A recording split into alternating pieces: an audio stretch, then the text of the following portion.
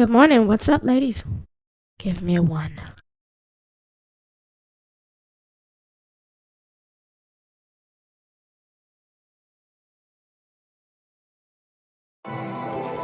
All right. Thank you, Lexi. Good morning, Talks with TK. Good morning. Good morning.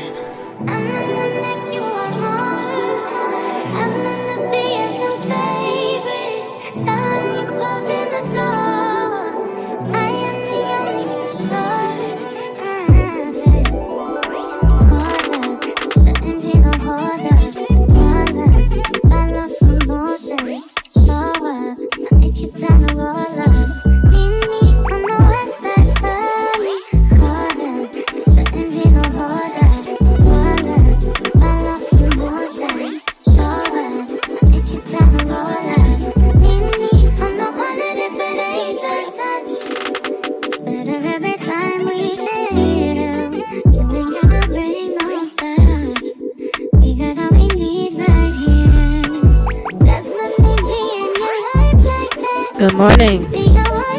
What's up? No one said it comes up. Miami push it to the limit. Yeah. And Amber.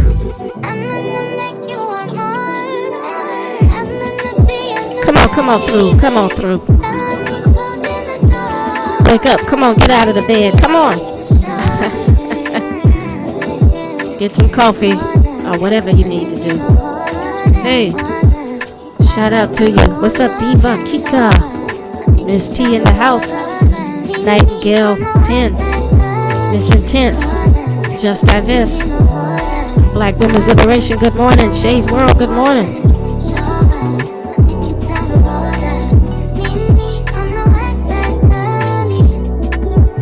Yeah.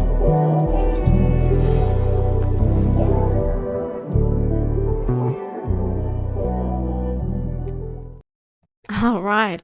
Yeah, ladies, welcome back. Thank you.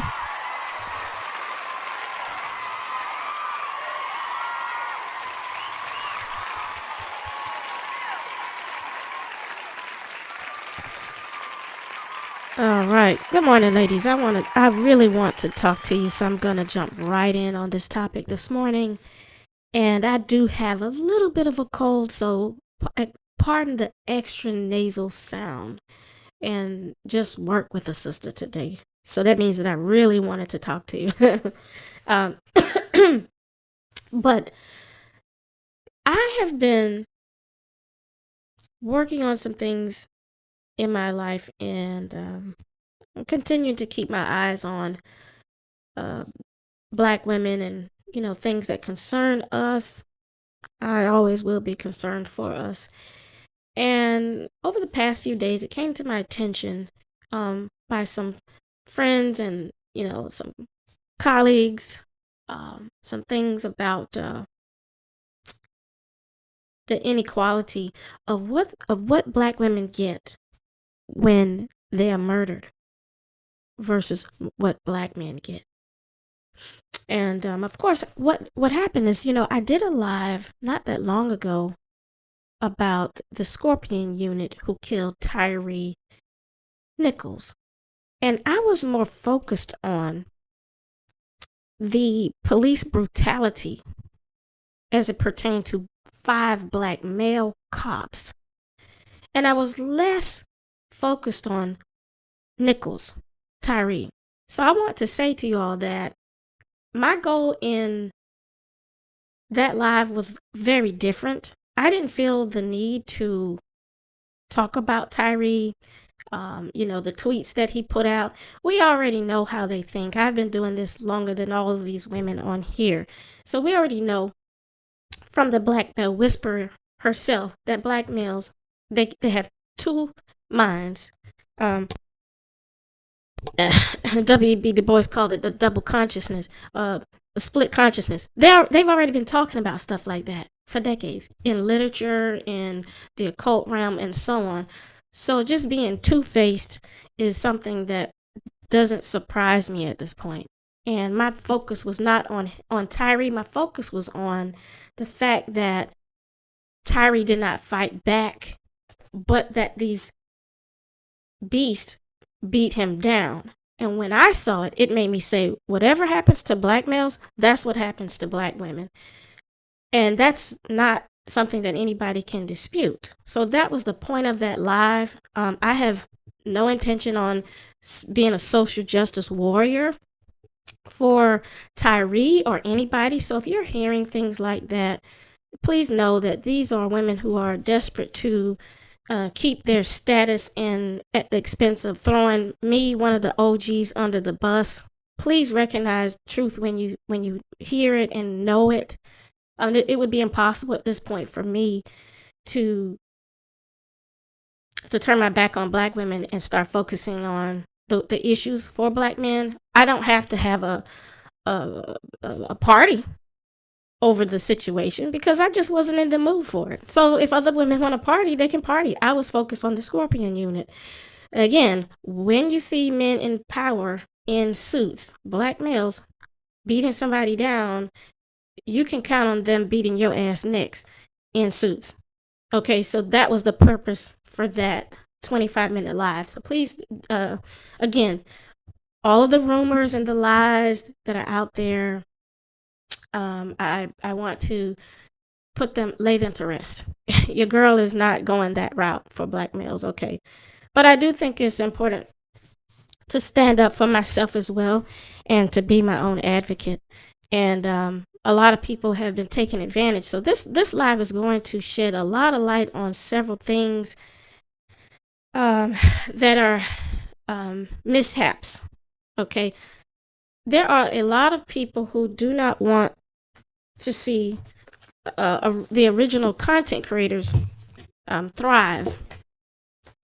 And as many ideas that come from my platform and have come to my platform, I have come to accept that there are a lot of women who hate people who are original. They hate people like myself who are creative and who have unique thoughts and who do research and present them. So even doing work for black women can still get you a lot of enemies. And I have found that to be true. And that's really fucked up. Okay? So while we're rallying together, I want you to know that the purpose of this live is to show you some of the huge disparities between what black women get when they ask for GoFundMes for black femicide cases. And this is my original idea. You may have heard it somewhere last night, but this was something that was presented in my private spaces. I came up with this idea and I started doing the research, but other people beat me to the punch and tried to start mentioning it in their lives because, again, I'm the idea generator that everybody hates to acknowledge. Nobody wants to acknowledge that they get hella ideas from my platform. And it's as if getting an idea and acknowledging the source is going to kill these women. These women get motivation from my platform. They get friends from my platform. They get content from my platform. They get subs from my platform. They get, the motivation to act like they care about black women from my platform. Okay. So this idea about exposing GoFundMes, and it came from Mad. But watch how this spins. And people are going to act like they don't recognize that, okay? While I was at work yesterday, for the past 2 days, I've been doing some research about this, and we're going to look at this. So keep your eyes open. When you hear other people talk about things that you hear on my platform, trust and believe they're not wanting to give me credit. If they don't give me recognition, I'm going to be petty and say, fuck them. You need to stop giving them credit. Okay, because these women are not out here. I have jobs. I have multiple jobs. I have careers. All right. So, and the reason I think this is important to tell you this is because of black women's worth. And this topic will tie into what I'm saying and what you just heard me say. So let's go ahead and start looking at this worth issue. And apparently, All right. So there you have it. There's the first thing you can see. I have a very small space that I am doing research in, and only a few people are invited to share that space with me. A handful of people. I'm interviewing people, and I'm making sure that the people who are part of my small research space, they are dedicated to me and my platform for Black women. So if you are a trustworthy ally, then you need to get in touch with me and we can talk. But yeah, so this is where I started my research. And as you can see, it's so small right now, I can't see it. But well, actually, what I should do is show you this first thing. So the first thing I was expressing to my research team was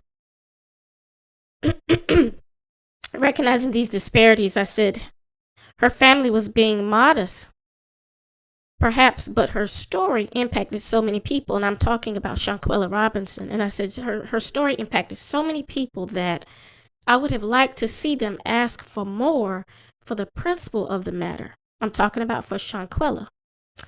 I haven't heard any updates, but it is true that Black male murders make people pull out all of the stops. It's really fascinating to see how the families of it's really fascinating and see how the families of Black women must start thinking differently. Look at George Floyd's record-breaking GoFundMe amount, okay? Now you can see on this particular screenshot that's 14 million let me round it up, round it down, $14,700,000. So we can round the whole thing up to $15 million. Okay? That's George Floyd. That's record breaking for what is he? Just a cokehead, crackhead, pregnant woman beating, dirty porn, thief, claustrophobic, watermelon eating, coward, bitch. Okay? That's what he was. Ashy dick nigga. With porn videos still up. So when I look at that and I think about Shanquella, I started thinking about these other Black women, and so this is where you can see me saying, and you can see the timestamps on all of this stuff. These things happen in the morning hours for the past couple of days, and so that's why I said I am the original thought researcher about this and financial disparities with Black women. I'm the original work behind this. Okay? And this is where I'm saying on February 6th, excuse me, I'm going back to the wrong. Let me click. Then the next day, I'm saying to my research team, $30,000 of $100,000 just goes to show. This is me speaking about this woman Pringle. I'll go into detail on each of these ladies. Just goes to show that it is inexpensive. That it is expensive. Excuse me, I'm not feeling that well, but I'm going to get through this. That it is expensive to date apes. That is something I want all Black women to do understand, that it is expensive to date them. It's expensive for the families because it leads to the untimely death for Black women. And as for the money, the families just don't seem to have it, and they can't seem to raise it for Black women. All right.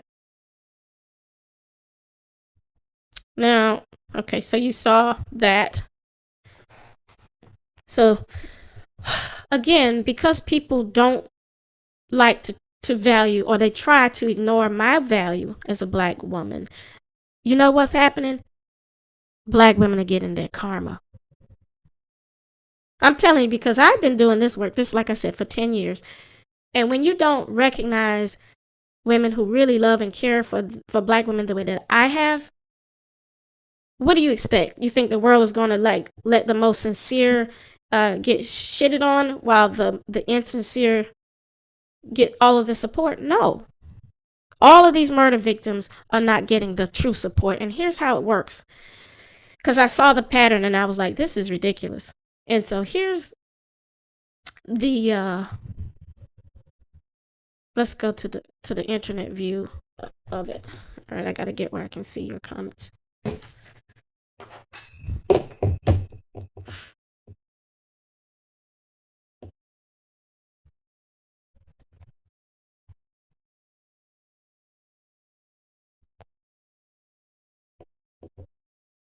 All right. Stranger can't find your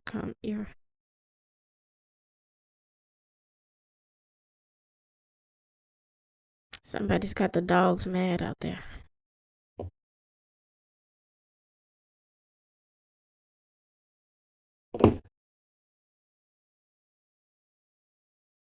Okay. All right, let's take a look at something here.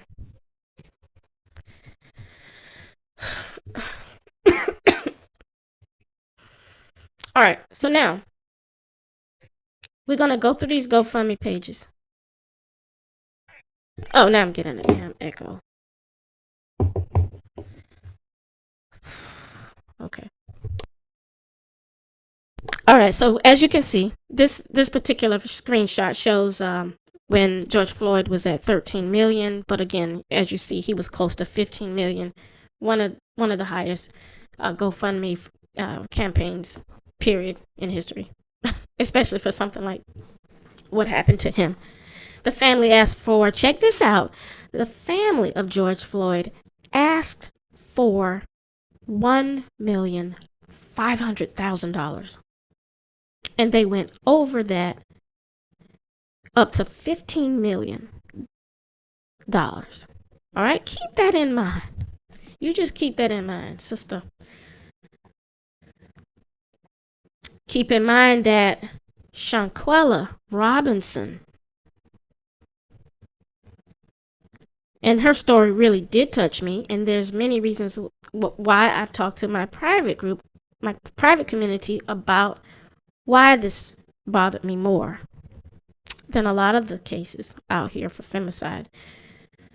But of course, you know, a black woman beating another black woman and not seeing another black woman fight back for herself, all of that fucked my head up. But let's just go on, okay? The family asked for $400,000 and they received $405,000. We're going to talk numbers.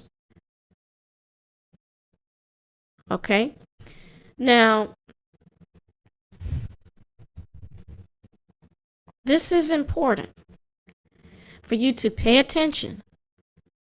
This girl died in a brutal and, of course, you know, untimely, savage way.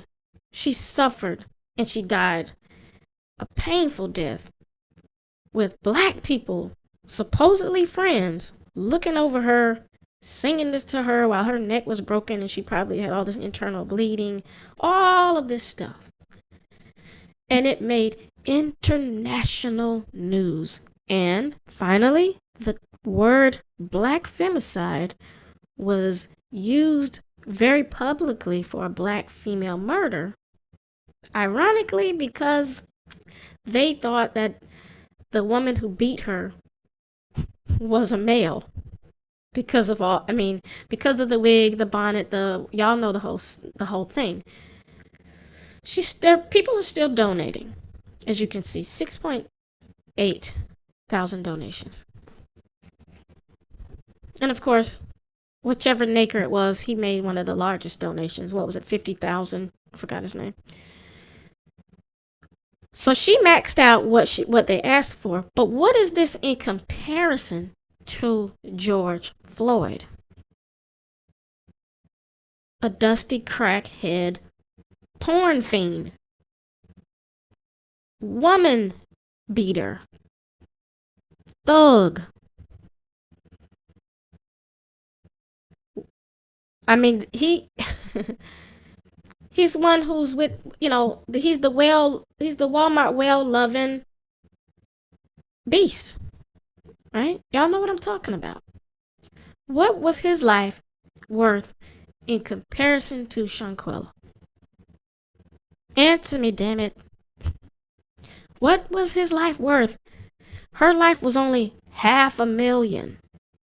This is gonna get way worse because I want to wake you up, black woman. Okay. $500,000.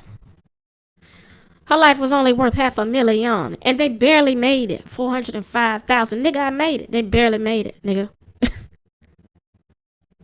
$500,000? But the nigga, George Floyd, has statues, murals, worldwide shrines put up behind his dusty ass. Okay, keep watching, black woman. What are you worth? Considering the miserable way that this young woman died, I would say you're worth less than $500,000. All right? Keep that in mind. Look how many newspapers had to push this story for this to be $500,000. 400,000. 400. Not 400. 400. Them niggas came up with 400 for Miss Robinson. Awful. Shameful. But it gets way worse, black woman. What is your life worth today, black woman?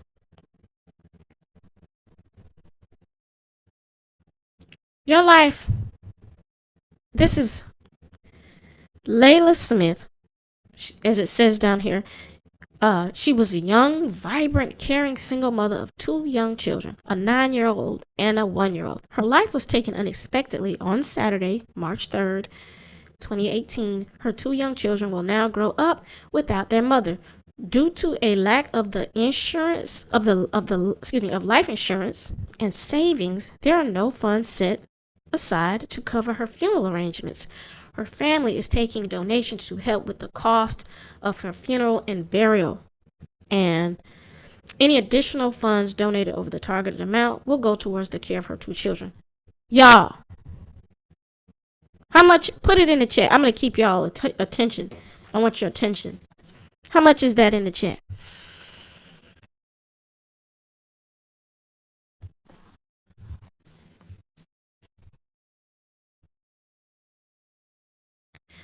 Because this needs to be driven. At this point, it's got to be driven home.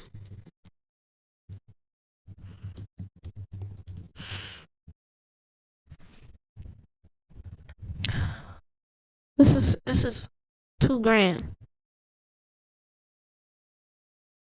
Did you see that?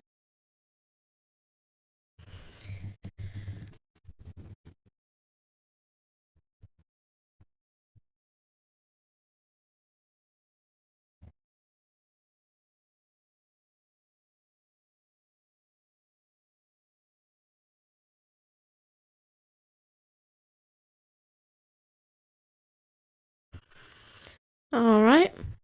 Just think about what you just saw here. She has 2 kids, and she has 2 racks out of 10. She's worth 2 racks out of fucking 10. Thank you, German. German guys, thank you. Yeah. 25%. That's right, Diva. Less than 1/4. I got some mathematicians in the chat. I love it. Don't fuck with the black woman on that math. We'll send your ass to outer space. Well, you better ask somebody. 2 damn racks. All right, let's go. Now, yes. Who killed her? Her baby daddy. Her damn baby daddy. I'm gonna show you this real quick. Yeah, you knew that's who got it. You knew that's who did it. All right.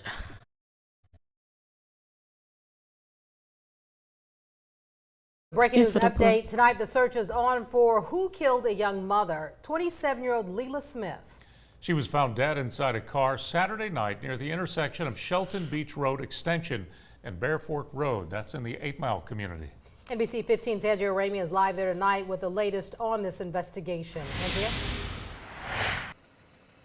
Well, Kim and Greg, here on scene, we found broken car window glass here on the road. We also, witnesses tell us also that a black Mercedes was parked right over here, kind of tucked off the road, and had been there since 7:30 Saturday morning. Police didn't arrive till 5:45 that night. A young mother murdered, discovered hours later in a car. A source with knowledge of the investigation says 27-year-old Leela Smith had been shot. Smith was a single mother to 2 girls, a 1-year-old and a 9-year-old.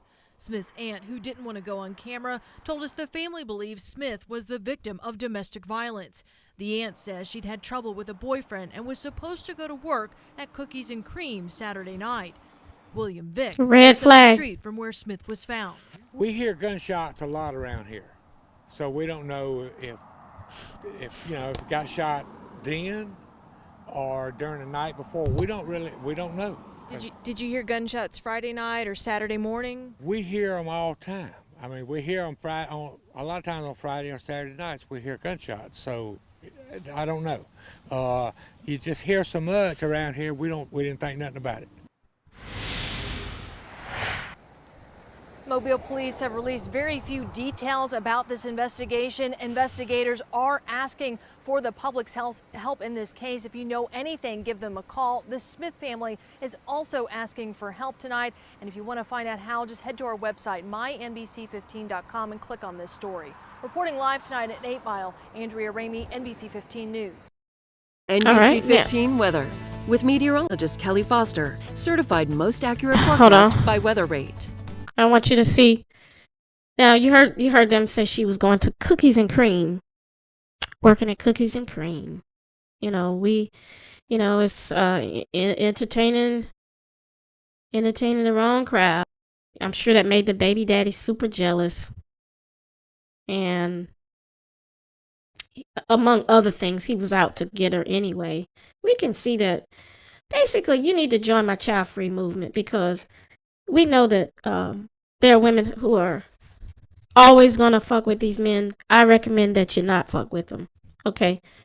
And so when I tell you to be child-free, I'm not indicating that you should fuck with black men still. I don't know why people think that's what I would be saying, but when I say join my child-free movement, I'm saying indulge yourself in walking away from these men and never worrying about having, quote-unquote, their children at this point, because you're damned if you do, you're damned if you don't. Now this girl, she lived by the ape, she died by the ape.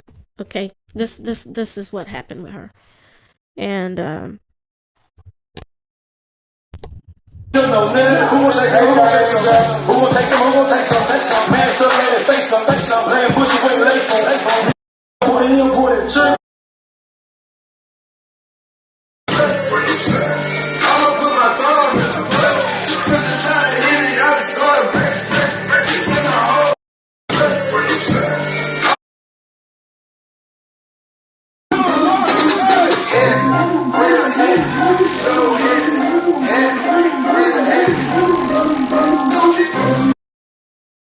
okay, now it's important for you to see this disgusting shit, because I'm gonna tell you something.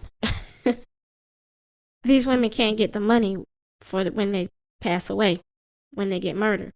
So the illusion that they're getting all of these racks and stacks, and that these niggas love them, and they're worth putting their bodies out there on the line, they still not getting money.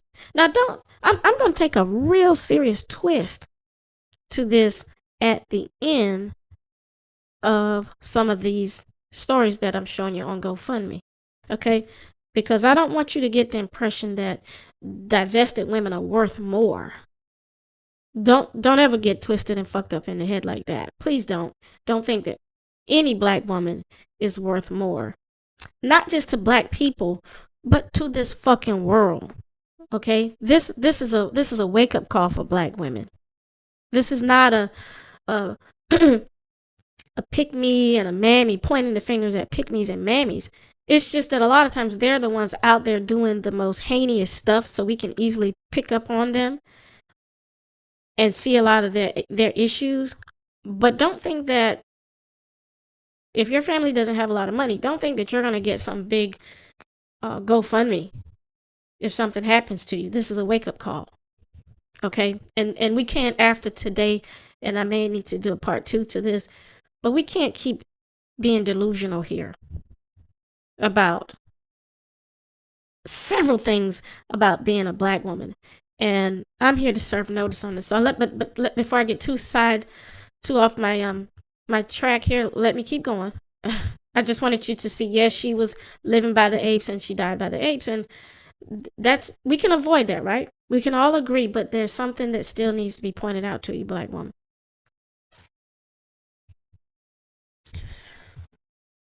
Okay. And I don't know what all of these ladies did for their careers. It's so many black women who are on the gun memorial page and who are femicide victims. It's not possible to do every single one, but I'm gonna try. I'm gonna do several women today to make my point.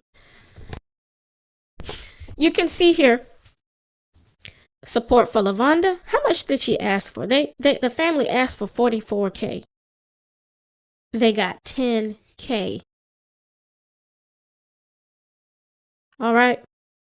This should be like a huge red flag to you. All right. Now, she was murdered too. It says, prayerfully, the abuse she endured will prove to the court that things should move in our favor. We ask that you all agree with us in prayer. In order to keep her legal team working expeditiously on her behalf, we're asking for your help to pay off a balance of $34,000. God has really been good, and we've been able to pay over $40,000 in legal fees thus far. However, we still have a huge balance left over. We believe that there's nothing too hard for God. Will you pitch in to help? We sincerely appreciate your love, prayers, support, and donations.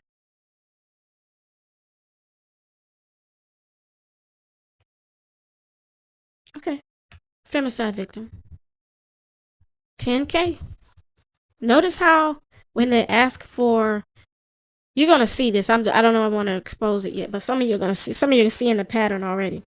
The family asked for $100,000, and they got $30,000. Another femicide victim. I forgot what her story was, but her mom was very hurt on a news clip that I saw. I wish I had time to go into all of these stories, but this is about the worth of the black woman today. Okay. Now, these women will come out and ask for money for these femicide victims. Okay. That doesn't mean they're going to get it. Notice how if you ask for $100K, you might get 30. Where's my mathematicians in the chat? Keep working this. You're always going to get, not always, but a lot of times they're getting less than half. But one thing for sure, there's one thing's for sure, most of the time they're getting less than half.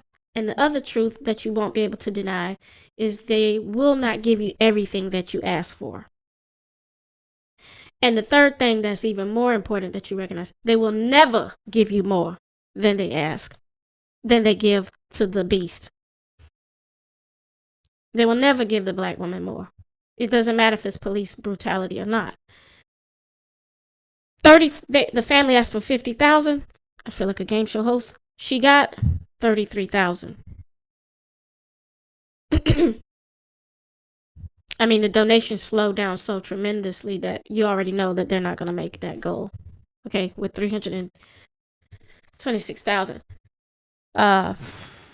Femicide victim. This woman is a mother of 6, allegedly killed by her husband. How do you have not 1, not 2, but 3, and 4, and 5, and 6 kids by one of these demons? $33,000. The last time I checked, it cost about $300,000 to raise a child in this country. So $33,000, that would be some, if you did the math and you said 18 years divided into 300,000. Where are we at with that? 33,000. See, that's the kind of shit I like to do. And among many things that I love, math ain't one of them. But I do like to know numbers. Okay? To understand numbers is to understand the world that you live in. And to understand the world that you live in is to understand that the black woman has no value. Okay? And what I'm saying, joining the My Child Free movement, is because if you are not valued for having kids, then why have them? And if something happens to you, okay, so at about, let's see, damn. Hold on, I'm going to do something real quick.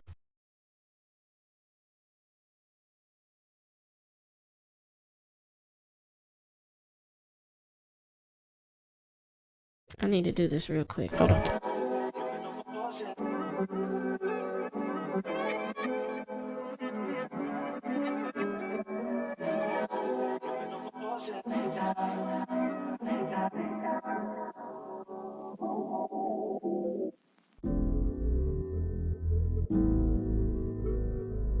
So a little around $17,000 a year. $33,000 could only pay for about 2 years of just one of her children's lives.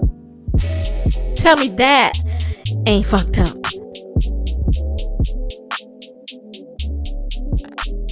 Alright? That's what I'm dealing with here. This is what the black woman's dealing with. No value, no worth. Zero, zilch, nada, nunca, never. And why are we letting this happen again? And who's lying on me saying that I'm encouraging black women to get with these beasts again?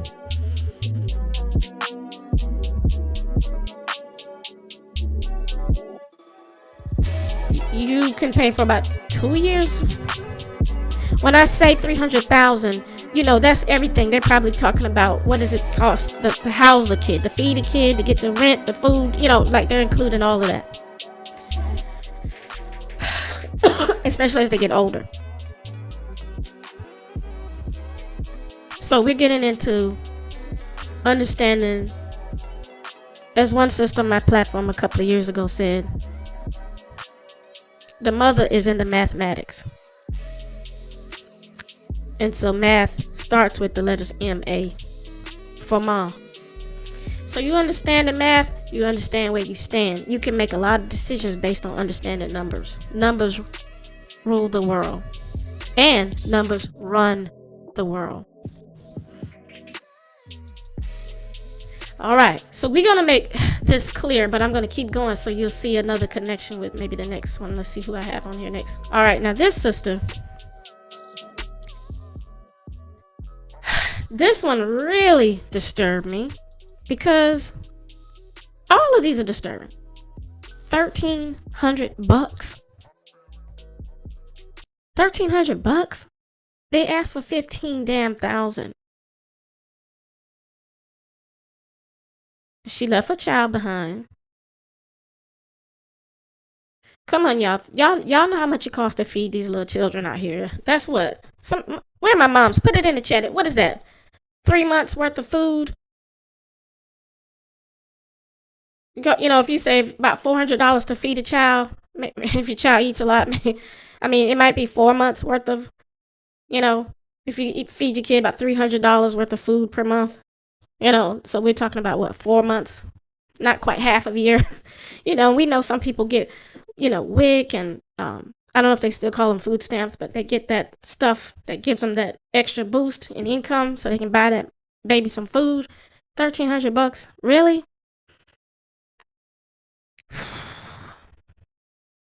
She was a victim of a brutal murder in Snellville, Georgia. And it was broadcasted on local TV. And her name, Courtney Owens. So some of these names you'll have to look up. Yeah, thanks, sis. Diva EBT. Okay. Yeah.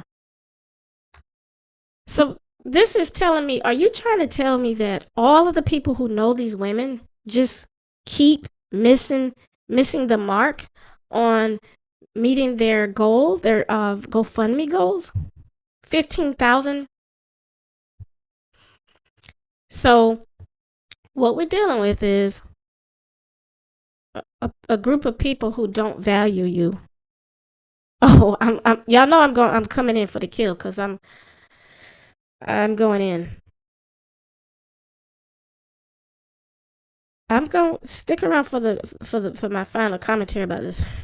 Now here's another one. Mom killed by dad while in bed, leaving 5 kids.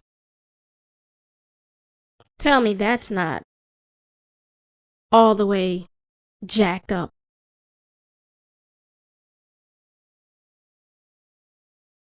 $5,000 of $10,000. Mom killed by dad while in bed leaving. Okay, so Shatarica Anderson's mother. I'm sorry, all these names are just... They never expected to be the primary caregiver to her 5 young grandchildren after her precious, beautiful, pregnant daughter was tragically murdered at the hands of her grandchildren's father, Johnny Landry. Johnny Landry shot pregnant Shatarica 4 times in the head.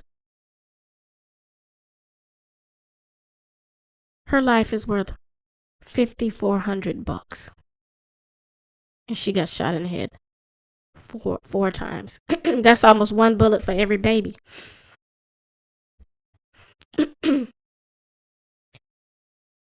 Including 2 shots to the face, 4 in the head, 2 shots to the face.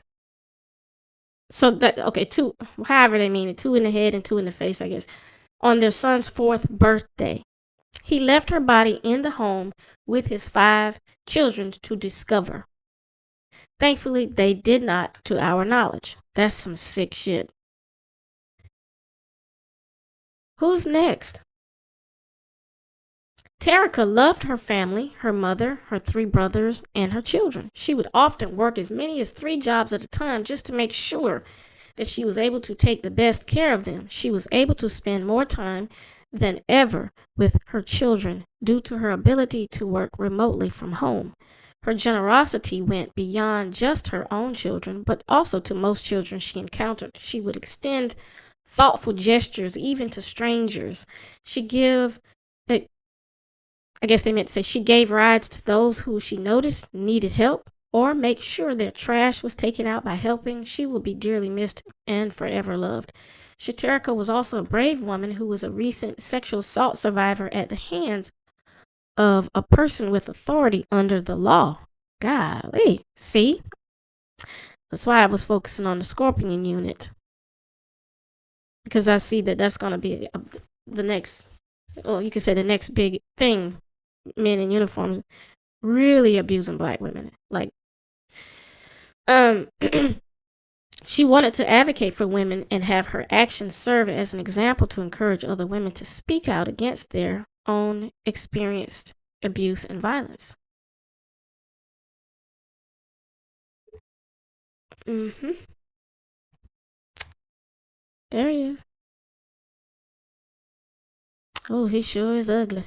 Ugly. Woo, he's an ugly man. Woo. Why so many kids by these ugly motherfuckers? Damn.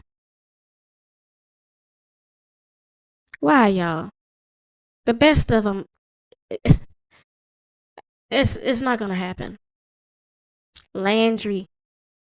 He killed his pregnant girlfriend and mother of 5 of his children, ages 4 to 9. So she was on her 6th. So really, he gave her a bullet. Wait, didn't I see it say 6 bullets? Okay, 4 times in the head. All right, now, okay, math people. 4 times in the head, including 2 shots to the face. Does that mean the 2 shots were included with the 4?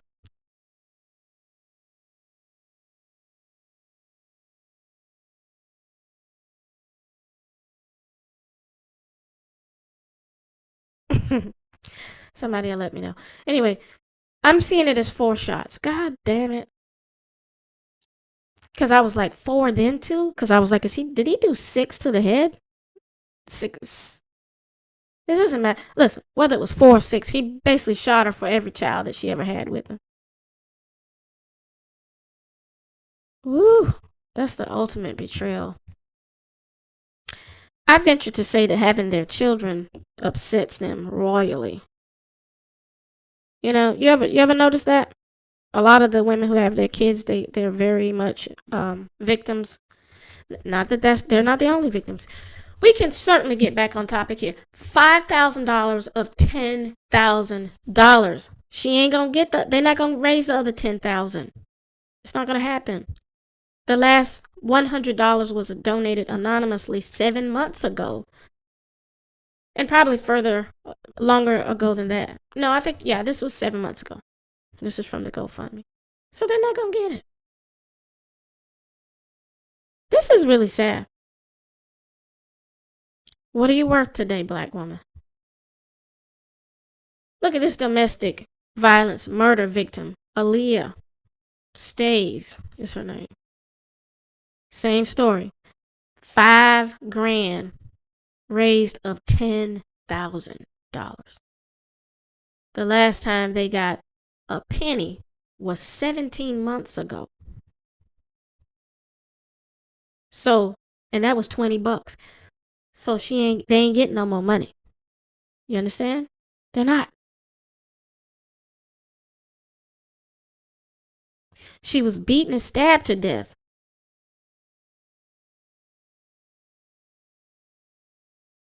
When it says that she was they said that she was beaten and stabbed to death.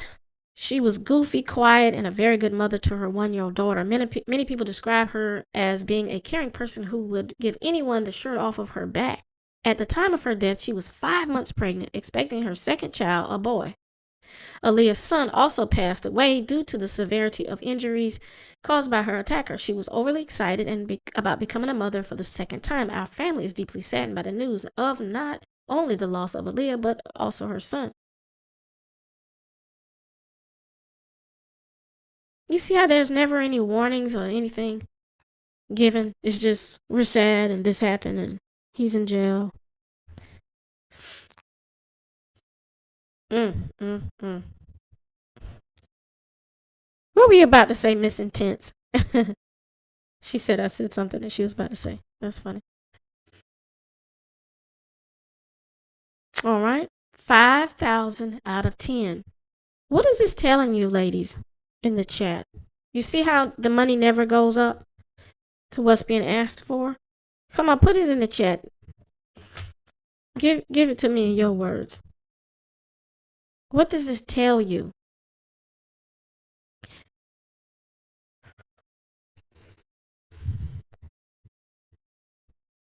All right, keep working on it.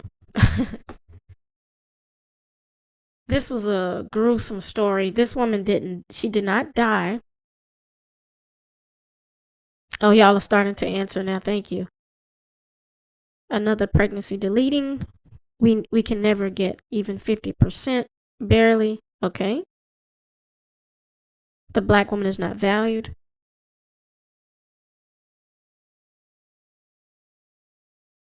That they don't think black women are worth anything. That's right. Shay's world. Shocked that she got 20 of the 25.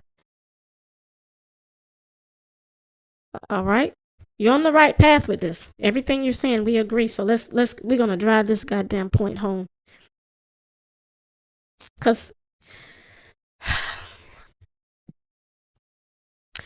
okay. This shit right here is a little just gross. So I'm going to just let you know that I'm going to scroll down and show you the photographs. But if you have a weak stomach, just, don't look. But basically, they gave her 20,000 of 25,000. 20 grand of 25 grand was asked for. So they're about $4,000 shy. Now this was this woman's husband for over a decade, and he attempted to murder her in cold blood. Okay. You know how they like to beat your ass when you try to leave them. So earlier this year, Gina decided to separate from her husband in an attempt to regain her sense of self-worth and dignity after spells of cheating, fathering a baby outside of their marriage, and multiple forms of abuse. During this separation period, Trent went through extreme covert and overt ways to stalk Gina to intimidate her from leaving. We all know they could do that. On the 23rd, someone physically spotted Trent underneath the trunk of Gina's car, fidgeting with something while she was busy at work. When accosted by someone in the salon, Trent fled the scene. Later that evening, he returned to her work establishment to address the accusation of him messing with her car. Confrontational beast. When Gina decided to end the conversation to return to work, Trent belligerently swung the door open to enter the salon. He pushed her to the ground and pulled out his gun to shoot Gina. Attempting to flee him, he reshot her in the back and eventually grabbed her hair to deliver a shot in her face is what they meant to put. Gina fell to the ground in stillness. Check this shit out, y'all. This is horrible. While Trent struggled to fire the gun fatally. At that moment, a God-fearing witness to this heinous act positioned herself in between him and Gina, pleading the name of Jesus. Satisfied by his actions, the dirty nigga fled the scene, where he made phone calls stating he killed Gina and did not know if he could spend the rest of his life in jail. Later that evening, this nigga was pronounced dead by suicide. Well, hallelujah for that part. As a result of this attempted murder on her face, Gina lies in ICU, recovering from her injuries sustained. She has had 2 separate surgeries to stop the bleeding and remove the bullet lodged in her cheek, y'all. The other few shots went in and out, leaving exit wounds in her breast, back, and shoulder. What nigga is worth all of this? God. Whew, I know she was trying to leave, but a little late here. You can't even, it's not leaving them too late. It's don't even fuck with them. She has lost nearly all of her teeth, y'all. Almost all of her teeth and part of her gums. Y'all. Okay. Going forward, Gina is unable to return to work. She needs financial support for medical bills, dental and living expenses, as well as therapy costs. As always, prayers are ever needed and much appreciated. On behalf of Gina, we thank you for the well wishes. Okay, here's the photos. Like I said, if you want to look, you can. That's her and the beast, the naked right there. He sure is ugly. Ugly. All these motherfuckers are ugly. Okay. I don't think she would have survived if she's a big girl, but I don't know if she would have survived if she wasn't a big girl. I don't even know. I mean, big girls can get killed too, but I just wonder if that helped. Married for 13 years, dated 18 years. Oh God, what a waste of life. All right, here they're coming up, the photos of the, and this is what he texted her a few before he killed her. I'm still in love with you, praying we can get through this too. This is her again. Here's the photo. This is this is her in the ER. She did survive, but this is a lot to go through. Ooh, God. That's a lot. I'm not even going to let the photos, I'm not going to stay on the photos. But when you think about all of that, and I know you can, when you think about $20,000, what is your life worth, black woman? Let's just say the pain and suffering that whatever you've been through in your life, just say whatever it is. I don't give a damn if you lost a job. I don't give a damn if you were molested or raped, or if you were catcalled one too many times, a victim of sexual harassment, abuse, any kind of abuse or neglect, mentally, sexually, socially, psychologically, spiritually, financially, or whatever. If you ask for $25,000 and you only get $20,000, Houston, we have a problem.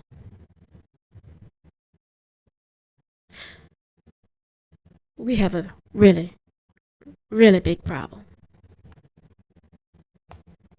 And I'm going to point out that problem because you're seeing what the problem is, and that's what I want you to do. This one is Shamira Kitty Rhodes Memorial. Her life was cut down at the tender young age of 30 years old. She left behind 3 children that will not only miss out on her presence, but the financial contributions she strived to make. $1,380. 3 children left behind. $1,300.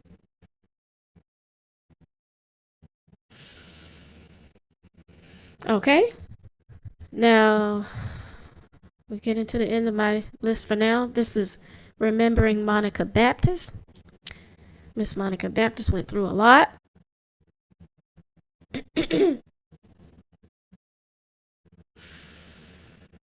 This is Miss Monica Baptist, and she was full of such bright and heartwarming energy. Her smile always would light up the room, and she always was so full of love. She was an amazing, hard-working mother to her daughter Bella. On November 9th, 2021, Monica's life was suddenly taken due to an unexpected attack from her daughter's father. During the routine exchange of baby Bella, so they each had custody of baby Bella, the father attacked Monica as she was putting the baby in the car seat. Jamel Lachey Cooper beat Monica senseless, choked and strangled and tied her hands and legs up and left the car parked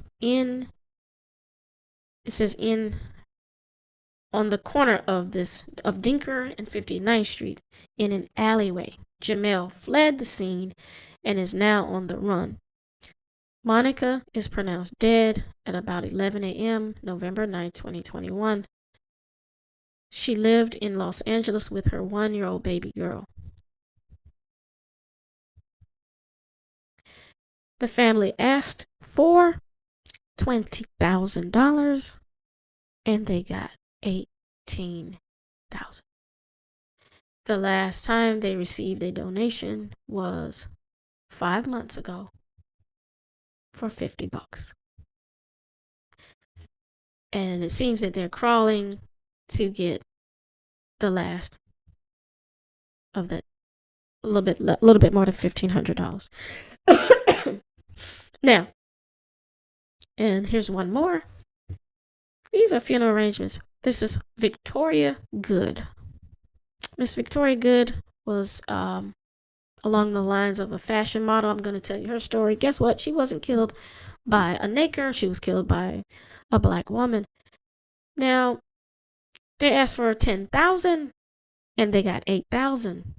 11 days ago, someone donated $9. It's safe to say that it's going to be a long time before they get to $10,000. All right. Now, this story with this aspiring model who was stabbed to death by her roommate. So you're telling me that black women can't cohabitate at this point? They can't go on vacations together. They can't be friends. They can't stay as roommates together. What the hell is the problem? Sounds like a horror movie. An aspiring model in New York City was fatally stabbed on December the 16th, allegedly by her roommate at a Manhattan homeless, check this shit out, homeless women's shelter. You can't even go to a women's shelter. Charmaine Kaufman, 42, allegedly went on the run after allegedly stabbing Victoria, who was 27, to death. The altercation allegedly occurred after the two got into an argument about loud music in their room. Multiple news outlets report. Over loud music. Come on, y'all. This is why I'm against black females who like to bully other black women, because that is the same demon as dealing with the damn nakers. At about 10 p.m., Good was found suffering from multiple stab wounds. You gonna stab somebody over the music, whether she had it loud or you had it loud? Someone said, I heard a lot of screaming and I came out, went upstairs, and seen a lot of blood in the hallway. The 63-year-old said, it made my stomach upset. That's something I can't forget. I heard it all the way down on the second floor. The attack was reportedly caught on surveillance video, and Kaufman was allegedly seen tossing the bloody knife into a trash bin in the street afterwards. People was not able to view this video. Okay. Kaufman was found 4 days later following a citywide search. She is currently being held without bond. This is Kaufman. They're saying Kaufman, but I guess it's Crossman. It should have been Cross Woman. Or maybe it is right, Cross Man. Living like a man and crossing another woman like that. Wow. All about music. The girl moved to New York from Oklahoma City 5 years ago to pursue a runway modeling career. She had recently done a shoot for Vogue Mexico, but was struggling to make ends meet. This prompted her to stay in women's shelters or with friends while she tried to secure more permanent housing. Come on, y'all. If you can do something different to sustain your career, get up out of these women's shelters if you don't have to be in those. Literally. Get up out of them. Now, it says her family is now speaking out about what Good may have dealt with at the shelter before her death. The victim's father claimed Good had been afraid of her roommate. Well, I'm afraid of a lot of these damn hood rats too. And you know why? Because they might seem like they're on your side, but they're really fucking violent, demonic beasts like these apes. She feared for her life before the attack. That's what her mother told me. She complained to the shelter more than once, and she called the cops too.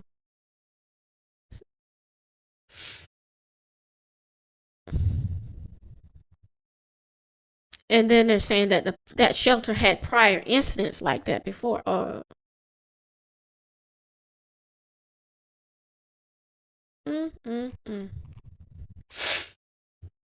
Okay, well, so you can see that an aspiring model moving to New York is worth about $8,000 in her death. That means that you don't know enough people. They don't have enough concern. They ain't trying to do much. They ain't giving up much. One of the things I want to drive home about this is, with all of the the infighting that goes on YouTube, I remain disappointed in the bullies and the hood rats who are infiltrating the spaces in the name of calling themselves divestors. You need to understand, when you see aggressive behavior with even with black women, it's unacceptable.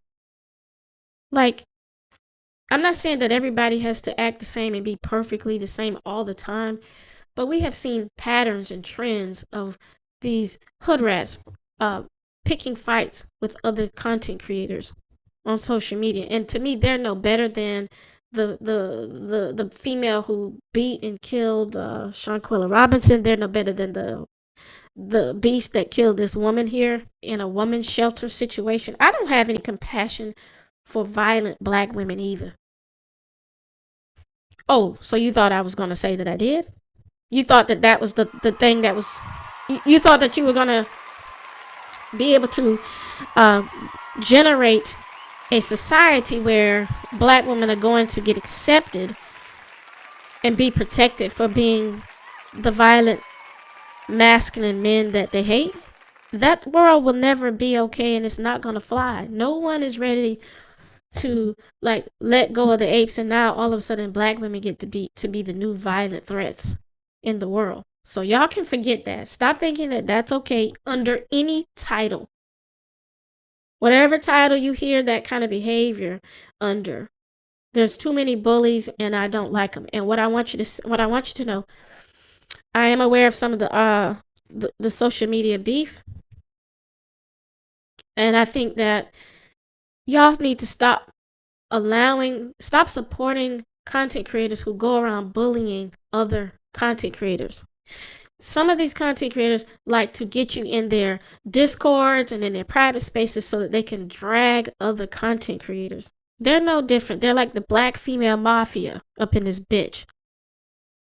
But what they are thirsty, violent hood rats. They're attention thirsty, they're money thirsty, and they're envious of other black women. And when you look at the price that you're gonna pay for this, when I tell you that the black woman's worth is at an all-time low, the community is supporting me, because these people who are giving money to these black women, they know these women, and there are people who don't know these women. So on two sides, black women are losing. Two sides are saying that your worth is zip.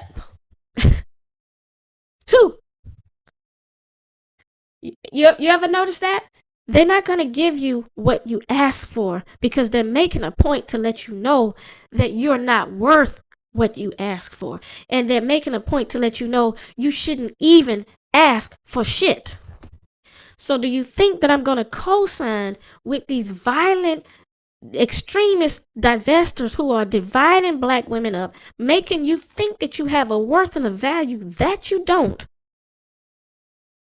in the world? That's ridiculous. No one should be, please don't be gullible.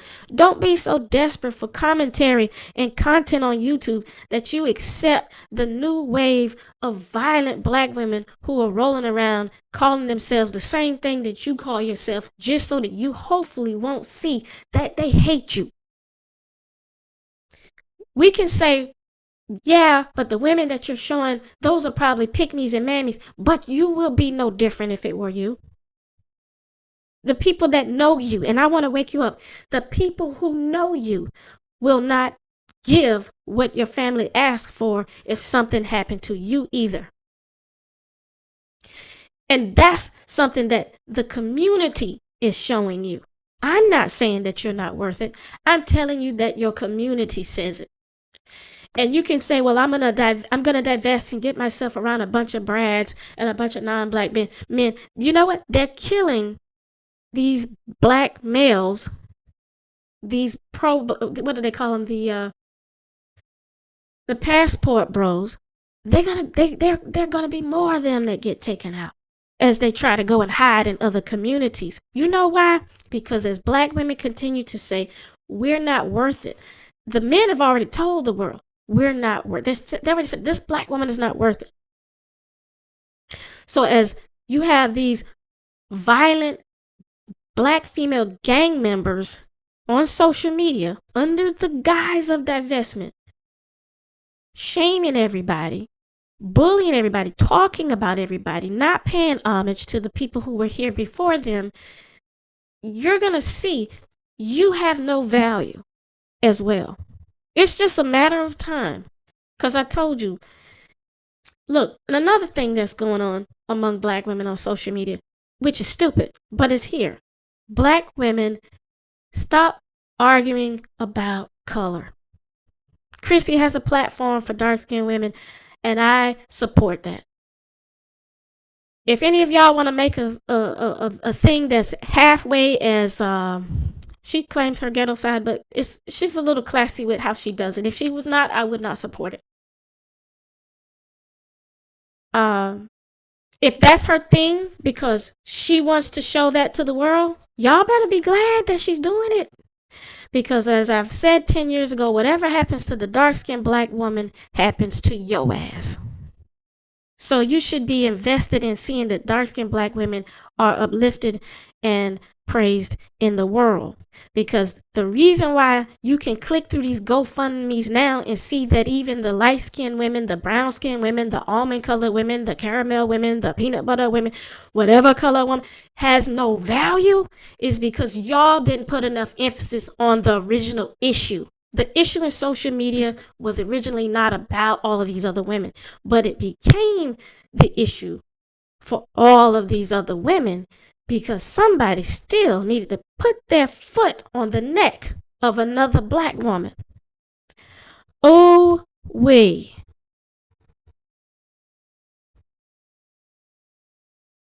Oh, we. So until these closet colorists in the name of divestment stop their fuck shit and their gaslighting and their we accept all colors when we're really still attacking black, dark-skinned women, y'all ain't gonna never have no goddamn value.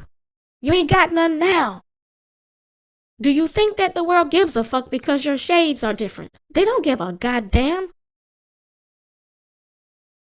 All they know is you co-sign and you act like the beast that you hate.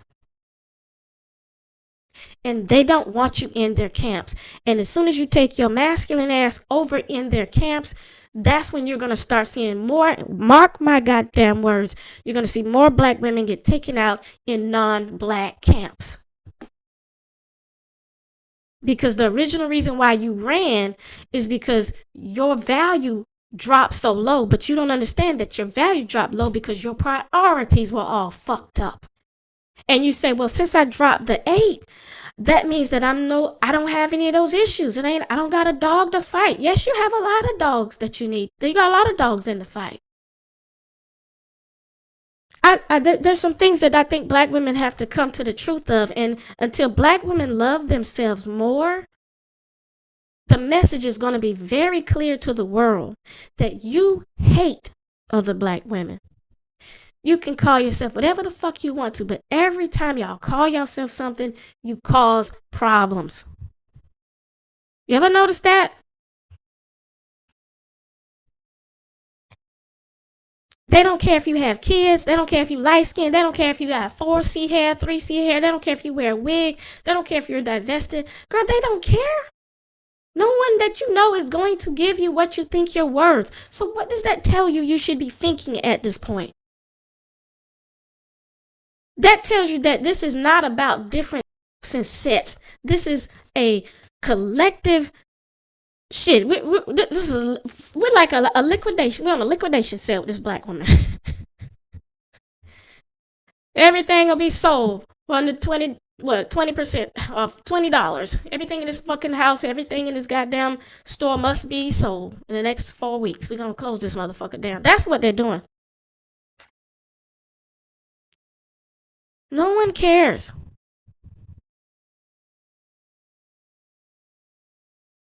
And what we have in divestment are women who are secretly fit. They have very low self-esteem. So they use all of these abusive tactics. They gaslight your ass to death. And yeah, we have too many people worshiping white men.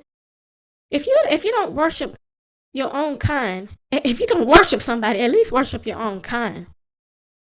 And I'm talking about black women. But when you start hearing these women bully and pick fights all the time, it's going on over 2 goddamn years and y'all still ain't said nothing yet. You still haven't gotten tired. You're still listening like zombies to the same fucking rhetoric. You're still letting them steal every fucking idea off my platform. You're still letting them call me Minnie Mouse in their Discords and on their private spaces and in their other spaces, and y'all ain't saying nothing. I'm Minnie Mouse. I'm Minnie Mouse. This is the nickname that they have given me so that they could drag me.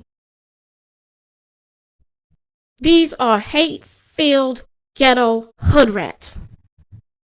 These are not women who are on your side.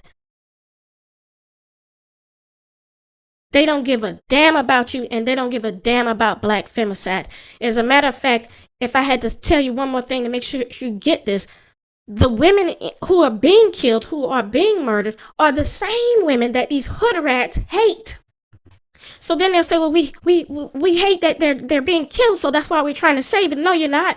You're trying to drag them down into your echo chamber for $5 and $10 goddamn dollars.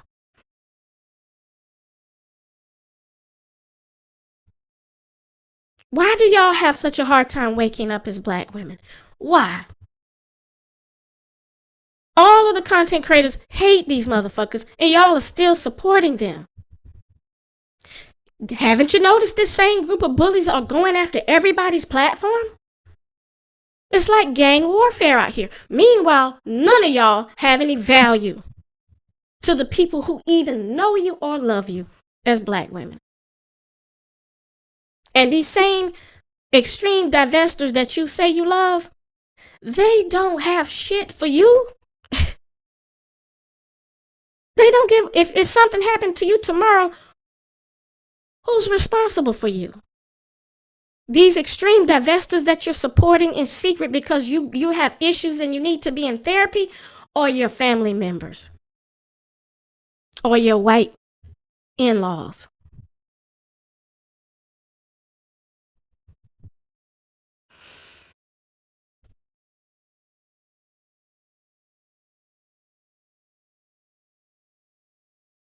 What gets me about all of this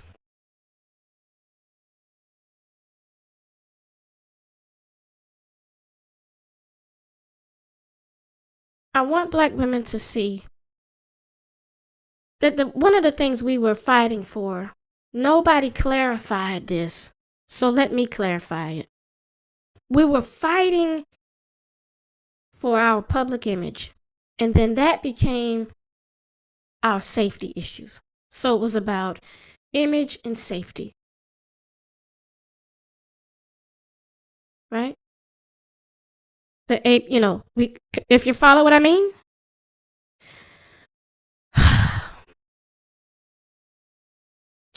You'd have to go back 10 years. But we were at first we were fighting for our image. Then we were fighting for our safety. Now, you're going to have to fight like hell for your value. Because you don't have any.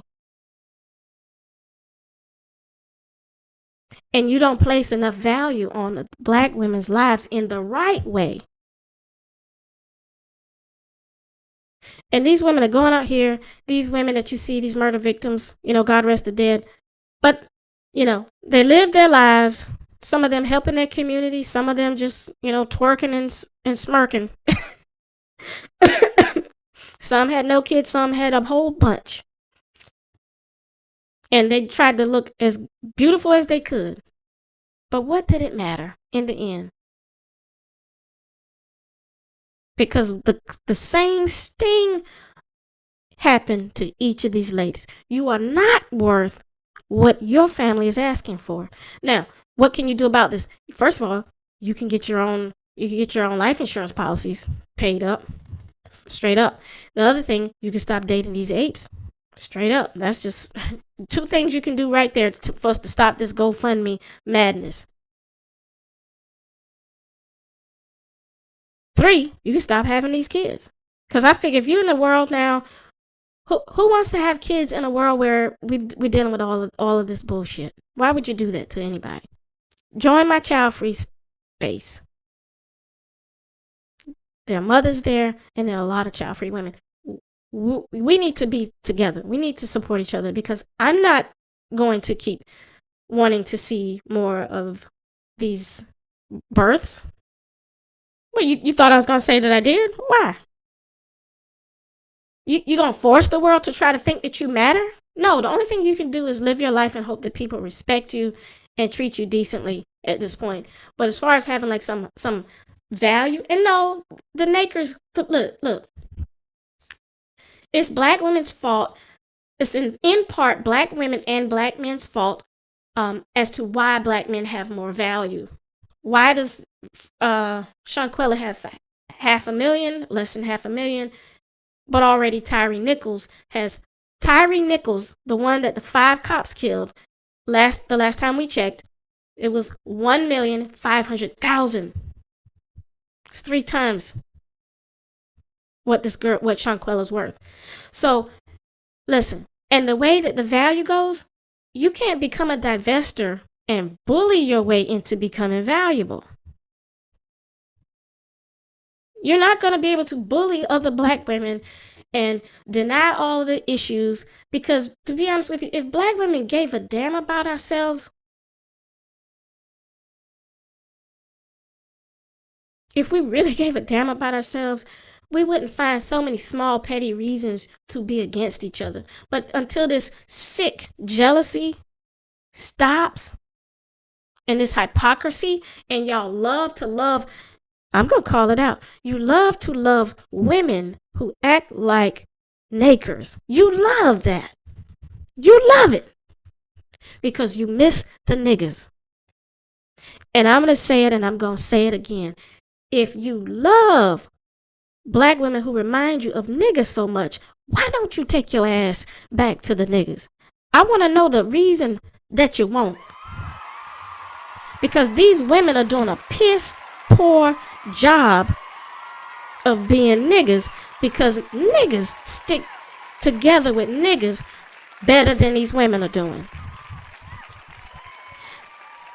I've been on YouTube for 10 years and I watched the Manosphere, the Red Pill, the Outer Space Pill, and every other damn pill. And they'll get into an issue, but they'll always go back and pay homage to each other. They will never tear down their foundation like black women have done my platform. I never came to YouTube asking black women for money. Before it was 8 years past before I even decided to get a PayPal, because I knew who I was dealing with. The same way that I know, this is why I'm pointing this GoFundMe shit. I knew not to ask you for anything because I knew that you did not want to do the right thing, and I knew that a lot of women would rather go with the women who remind them of niggas than they would somebody who really loved them. And so when you look at all of these goddamn GoFundMes, it's the same spirit. I'm not giving you shit, even in your death. So the evil wickedness and the betrayal of all of these women lies within other black women. The betrayal is in us. The traitors are in us. The treasonous ones are us. Because there's something in us that'll always say, I'm going to always give you less than my best. It's like a demonic spirit to me. All of these women weren't bad women. And I don't even think all of them were good. I'm not here to uplift people I don't know. But I know that they're black women. And I know that I see a goddamn pattern that's pissing me off about how niggas can get more money for being pistol pregnant women, pistol whipping bitches, dirty ashy dick porn hoes, and they can get 15 million? But a black woman who's done so much less cannot even come close. She can't even stand in the same room with a George Floyd financially. And you think that you're going to keep sitting up here being dumb, stupid, and dense and acting like you don't see this new monster that has come to YouTube with her bullies and is dragging every platform that has nothing to do with her platform. All of these women were cohabitating and coinciding in different silos. Some cohabitated and some were in different silos. Everybody were in their own lanes. And all of a sudden, now divestment has the name of a dog to most people. And I love dogs.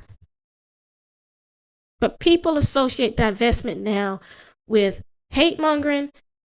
And when I did my most intense commentary with some of the women a year or so ago, 2 years ago, we went after the men. I had no desire to go after other black women. Now it's just anybody. Yeah, anybody can get it. Because the nigga couldn't wait to manifest through this black woman. Meanwhile, you can't get $1,000 on your GoFundMe. If you ask for 40, they're going to give you 10. If you ask for 5, they're going to give you 1,000. Everything you ask for, you're going to get less. We ain't got it. Just put her in the ground.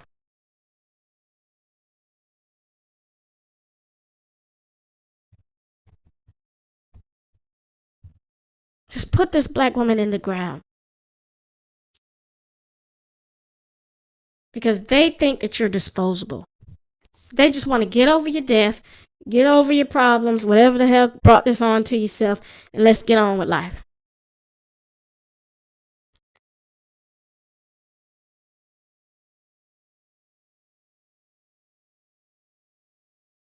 I'm tired of black women being the main culprits of devaluing other black women and then crying about what happens to black women. We can't have it both ways. But when you have women who are quick to jump on the gravy train of some social media content creator, and these are women who are very lonely, and they have mommy issues, and they're attention starved, and they're hate mongers, they're filled with hate, and you act like you don't see it because you want to be entertained that bad. We have Hulu, we have Netflix, we have the Amazon thing where you can watch movies through Amazon. We have millions of channels on YouTube. We have any number of cable channels. Shit, some people have Redbox in their town. You could be doing a million and one things to improve your life as a black woman, but instead you have chosen to get on the counterproductive train yet again, because we don't think that other people can see how devious we are.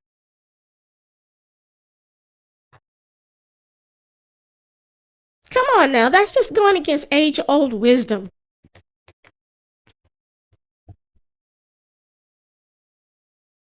And I know we got a lot of atheists out there, but sometimes y'all need to go back to some old wisdom in scripture. As a woman thinks, so is she. So as you think, that's what you are. If you think violent and you think like a hood rat, that's what you got. We're thinking a lot of these crimes and murders into existence because of the wicked hatred that a lot of black women have been harboring for a while, and the energy needs to explode and release itself out onto somebody. Don't let it be you. I don't think these women who are speaking out about this black femicide, all of these women don't love black women. Some of them exactly fucking hate you.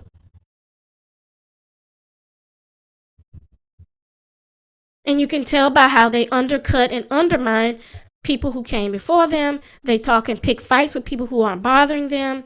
They're now critiquing everything that every platform talks about as if they're as if they have a lot more experience than the other platforms. Why are y'all jumping on these women's platforms who have so little experience? Why are you doing that?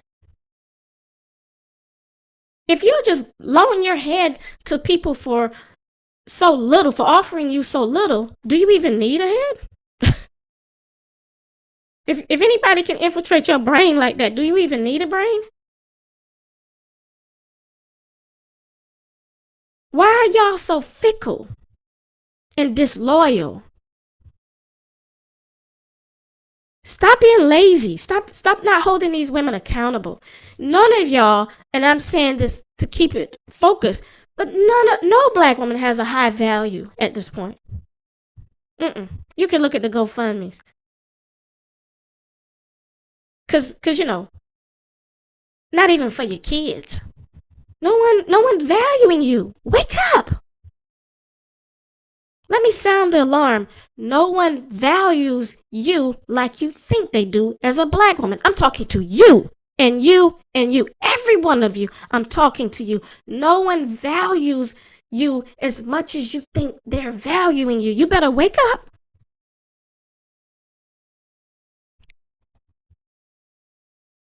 All of the people at your job, your family, your boyfriends, your husband, no one values black women like they think. And somebody might, I know I got a smart ass out there. Oh, yes, they do, honey. They may not value you, but they value me. Bitch, drop dead tomorrow and let's see if your GoFundMe goes up. Let's see if you can outdo the numbers, because the numbers don't lie.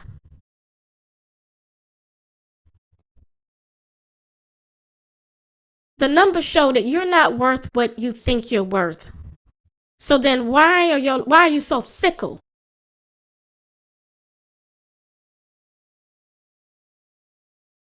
And getting a white man don't make you more valuable. Stop being dumb. If anything, your value might go down. Because if you don't even know what your worth is, how are you going to get with somebody else to make you valuable? You have to know your worth before you think somebody else can add to it. Because that's as good as just being a zero. If you're waiting on a man to add value to your life, you weren't anything to begin with. Sorry, but that's just a fact.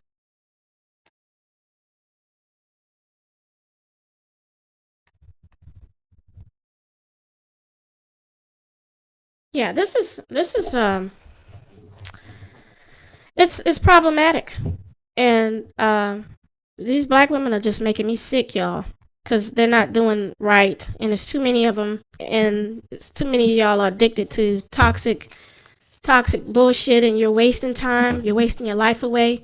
Some of y'all are child free out there. Y'all know y'all need to cut it out. Following behind these empty women who are just basically wasting your time. You're not supposed to be child free so you can sit up and let a bully dictate to you every other damn night what the hell you should be doing and have you up under all of the Blackistan modus operandi. Fuck them. I said it again, fuck them. They're women, but they got y'all shook and scared, and they're threatening everybody with being shook and scared. And they claim that everybody's jealous. No, some people are just sick of y'all because y'all are violent ghetto hood rats calling yourselves divestors. And you ruined the name of divestment. So y'all can make one woman pockets get thick. And y'all, that's another thing. You only value hood rats.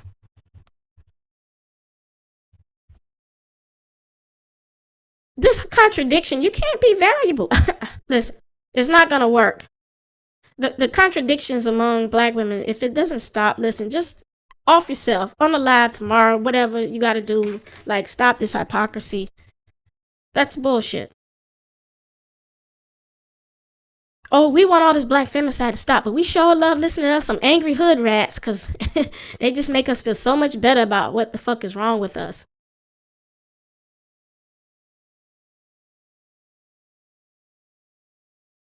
Full of shit. That's full of shit.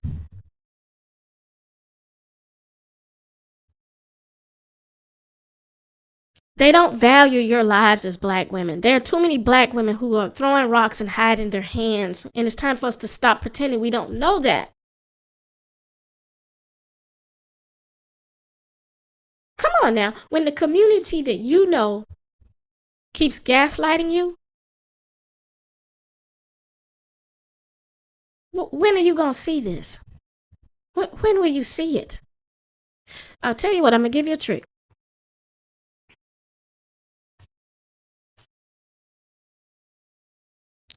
I'm gonna give you something I want you to think about. How long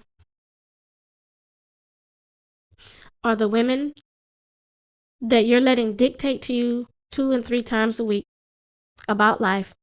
How long were they doing the work that they're doing?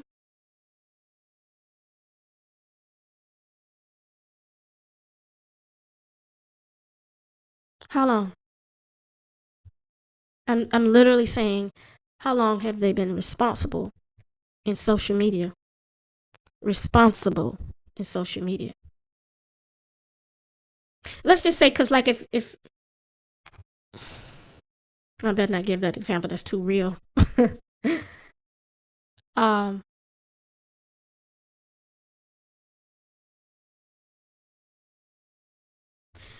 Correcting a lot of the behaviors of women, and this is a part of y'all. Take me seriously today.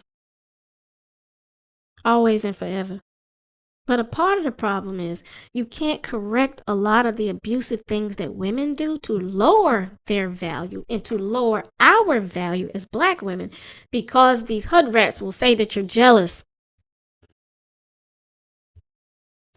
And so then no one wants to be called jealous. So then you sit back, you let it go month after month after month after month. And don't you notice that you're not getting anywhere? Haven't you noticed it? Why do you get so upset with me for calling it out? Because you're secretly promoting that the hood rat live forever?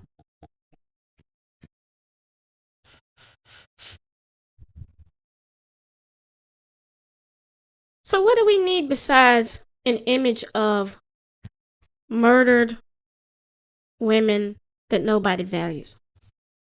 We need living women that other black women value. Y'all turn this divestment shit into a middle school playground.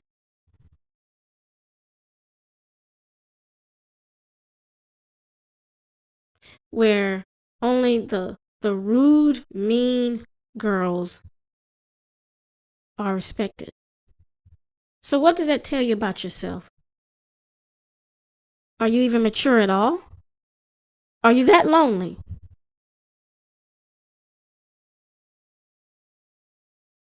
Do you have that much of a vendetta? If so, then that's why you go to therapy. And if you can't afford to go to therapy, honey, get yourself a library card and get some goddamn books out. And if you don't know what to read, send me a message. I'll give you probably over... first of all, I literally have hundreds of books that I can recommend to you, but I could start you with a list of about 20 if you're not sure. Cause ain't shit gonna change.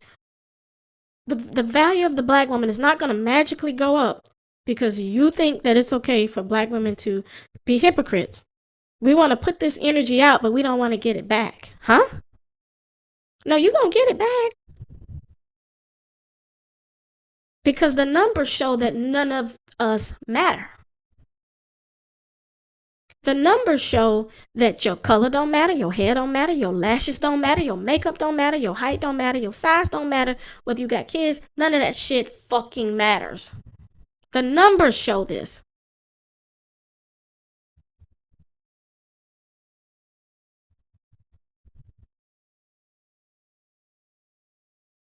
I'm calling it out. I'm tired of the abuse. I'm tired of black women having such low value, but I do understand that we are a part of the fucking problem because you got these big-headed women who get in positions of leadership who really just need to get a regular job like everybody else, who need to go to therapy for their anger issues and their jealousy issues and their envy issues and their thieving ass issues. Thieves like hood rats. You steal somebody else's identity. You throw them under the bus. You hope that people forget about them. And like the sister just said, all I can say is that they don't really care about us. You don't really care about man. Y'all, some of these women made it very clear. I mean, these hood rats, they're, oh man, can't let that type of black woman get out here and really speak the truth for us. Fuck, that means we're actually going to have to do some work besides sit around like a bunch of bitter bitches and talk shit about everybody else. Meanwhile, we'll keep stealing the ideas that come from mass platform because we ain't got none.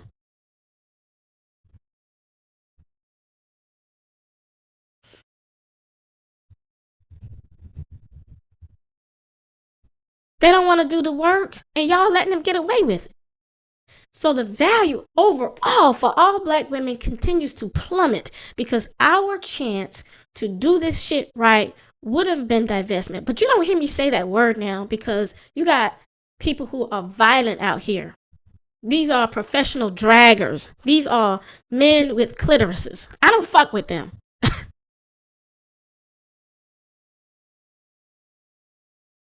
And while they're waiting for me to say their names, that's not necessary. I understand how y'all have been dogging me and dragging me. I understand how lonely so many black women are and how so many black women don't have friends and how so many black women hate each other. I understand that. So I'm like, y'all go ahead, make your money, go ahead, get your money, get your coins up. Because obviously you ain't had them. So get your coins up. Maybe that'll make you shut the fuck up. Maybe that'll get your anger out. Okay, go ahead. I've had 10 years. You got your spotlight now. Go ahead. Go ahead. You ain't never had friends over here. Okay, you go ahead, pick one, pick two, take them, go, run. But but this behavior is hood rat behavior. You know, if you just get your goddamn self in a shit. They're saying they went to college. They're saying that they're professional.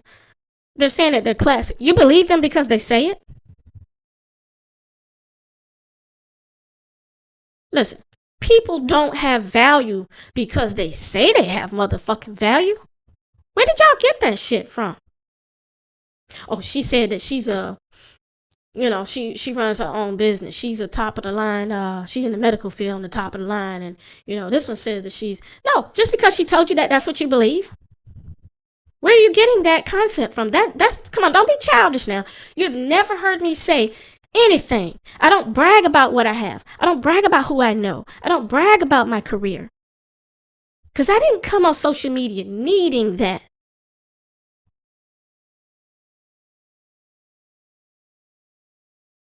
So we got a problem here on this goddamn YouTube. And I'm tired of black women thinking that we can do it both ways. We can be these scandalous, devious, diabolical bitches and throw each other under the bus. And oh, by the way, we really care about us. We really do want to see the black femicide numbers go down. The fuck did you just say? You don't have any value, so you can't make nothing go down.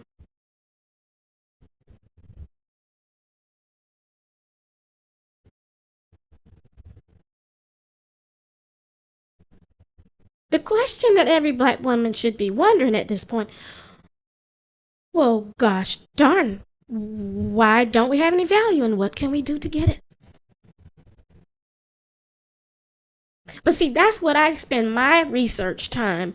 That's where I come in at. I take time to do that work with black women. Unlike these hood rats who they're just waiting for the next thing that somebody says so that they can try to tear them down and eat them alive for $5 or $10 per head. I'm so thankful that I came to YouTube not needing y'all's money. I refuse to be sold for cheap at the same time.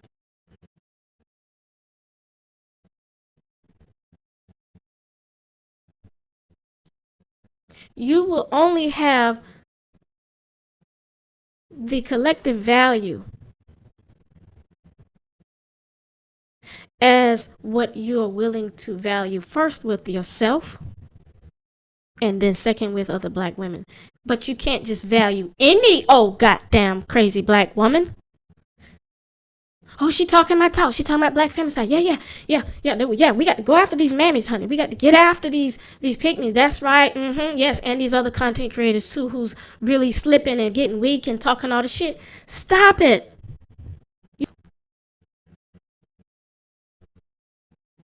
These women have been hate mongering for a long time, and divestment was, I'm gonna say it, it was almost the last goddamn chance that y'all had to straighten this shit out. That's why y'all clinging on to the motherfucking Looney Tunes, because you know that was your last chance, and you also know that you're helping fuck this last chance up for black women because you have not supported the right women. So you're taking on this ghetto hood rat savage shit in the image and the name of divestment for fucking what?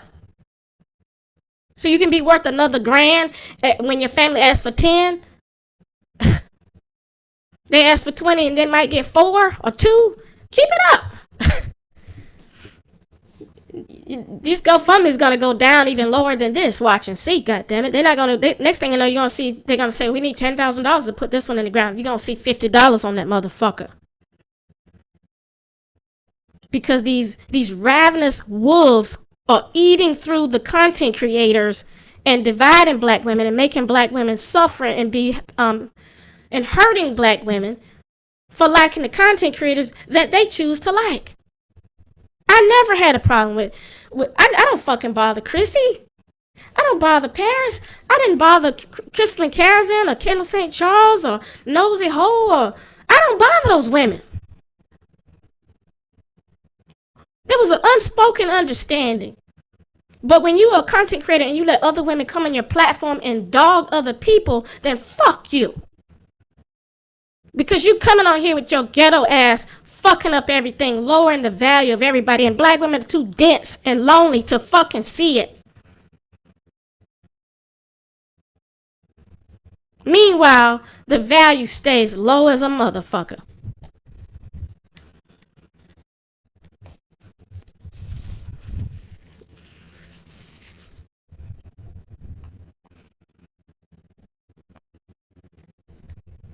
You're not supposed to do that.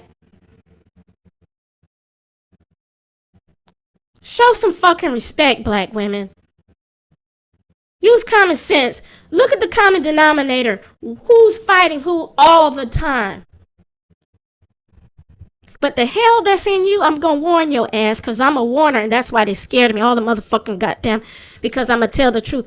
Everybody who's fueling this shit, you're fueling your ass being lowered into the ground and meaning nothing to nobody and costing nobody. Yeah, you cost a lot.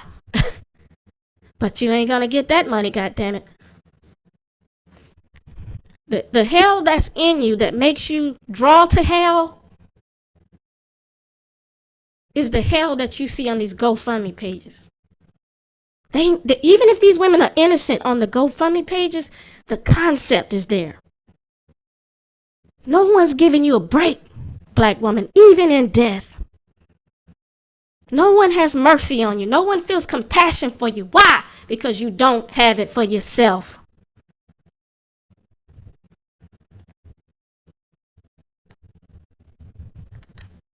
And as you keep feeding this monster who keeps teaching you week after week to be a compassionless zombie in the name of divestment, then shame on your motherfucking ass. Shame on you.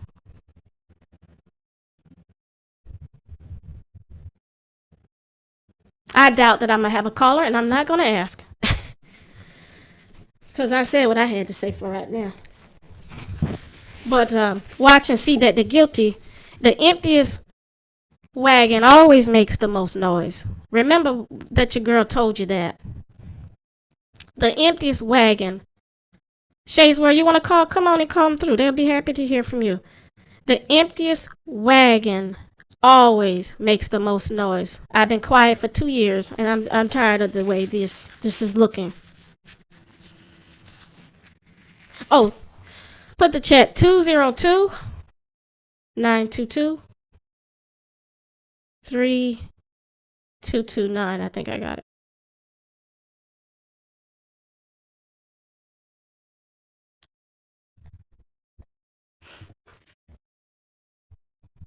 Yeah, that's what we're dealing with. I'll wait for Shay's World 202. Yeah, thank you, Springfield.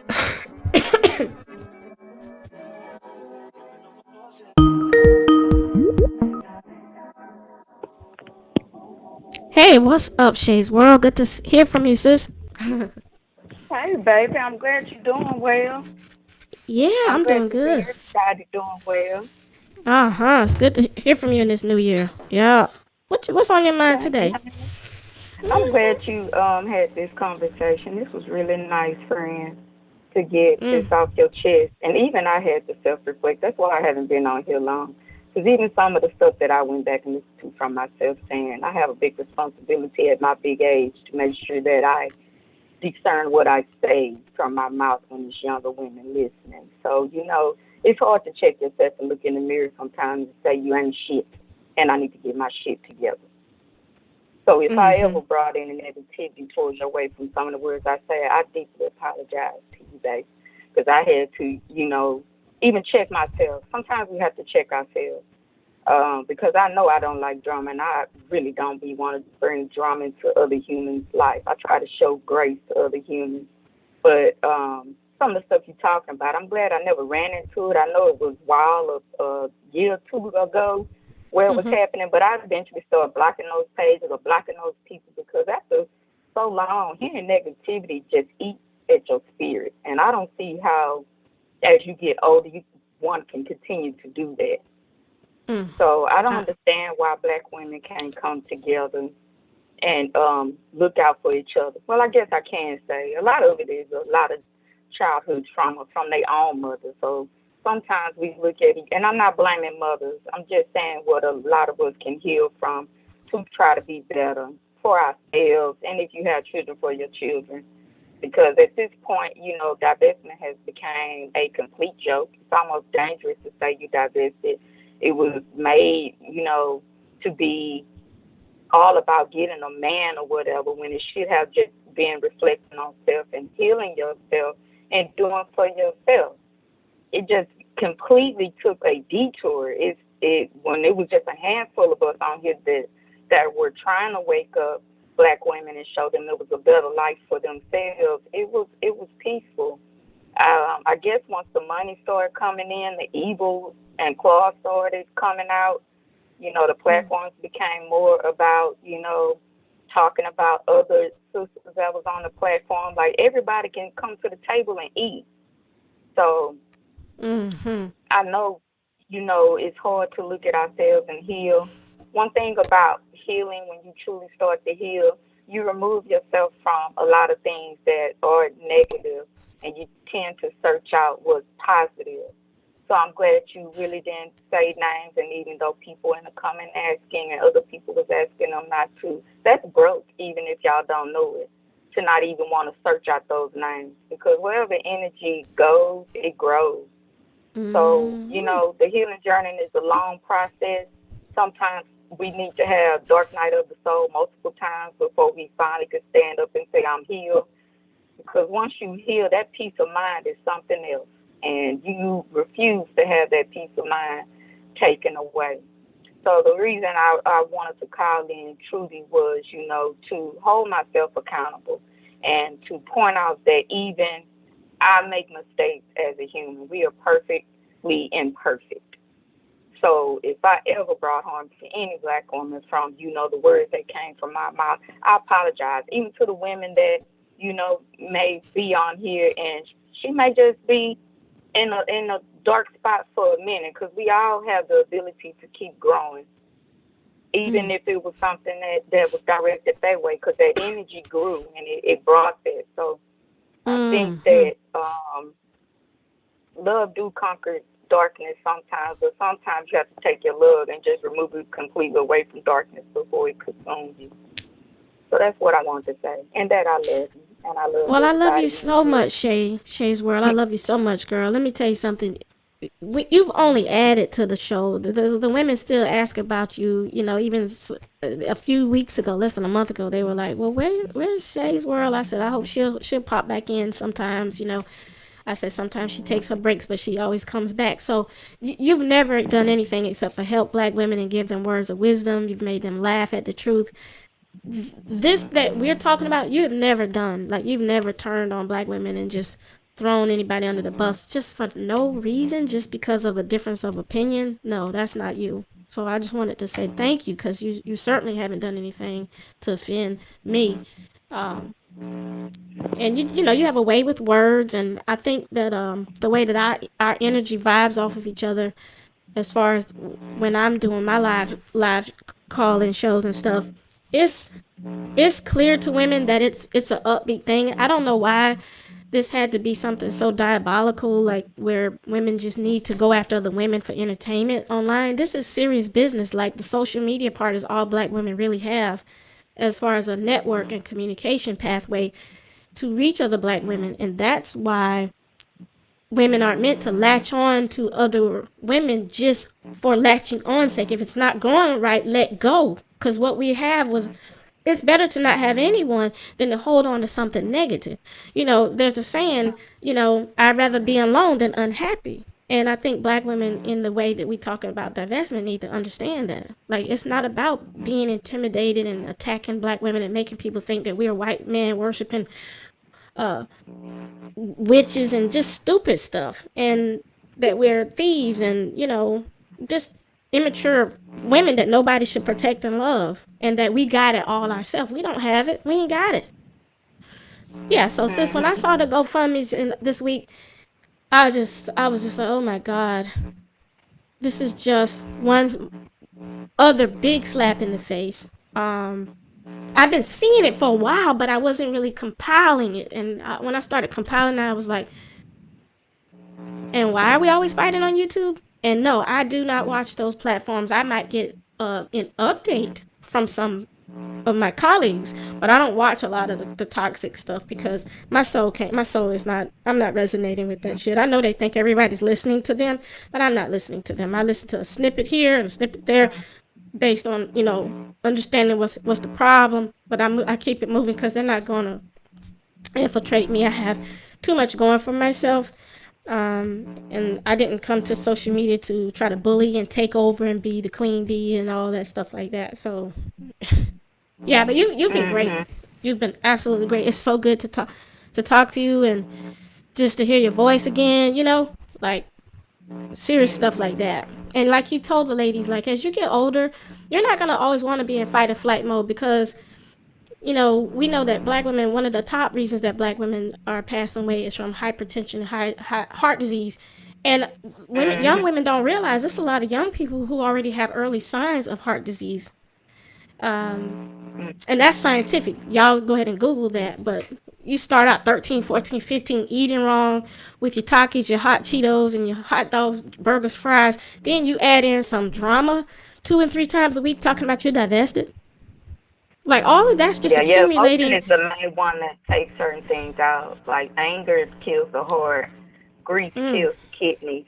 Like it's truly important to heal mind, body, and soul. That's why that saying is there, to truly heal that. And like you were saying, like I've been fortunate, I guess, to never hear anybody say anything about you. And women have to also learn to, even if you hear something said about her, don't bring it back to her. If you love this sister, even if you see something, block them and don't bring them back. Even if you think you helped, and sometimes you're not, because we humans and our feelings get hurt. So, you know, if they saying something, let that energy die. Don't even give it energy. Don't even give it life. Let it die. If they saying something about it, block it. And then question why does that energy keep coming your way, that those videos keep showing up to you. So that's something to look at yourself to see why that's popping up. And don't bring it back, you know, to her if she's trying to truly help us. So let's keep her soul lifted and her mind healed with keeping happy thoughts coming towards her way so we can truly help each other. Because right now we in the final shift that we going into. That's why you're seeing everything is buck wild. The apocalypse itself is black women truly waking up, the original women on earth. The more that we waking up, this divestment, as they were calling, I don't like using that word, but they use it so you can have an understanding point. When we came on and we started telling what was happening to us and our world to the world, we started the apocalypse. The apocalypse means to uncover.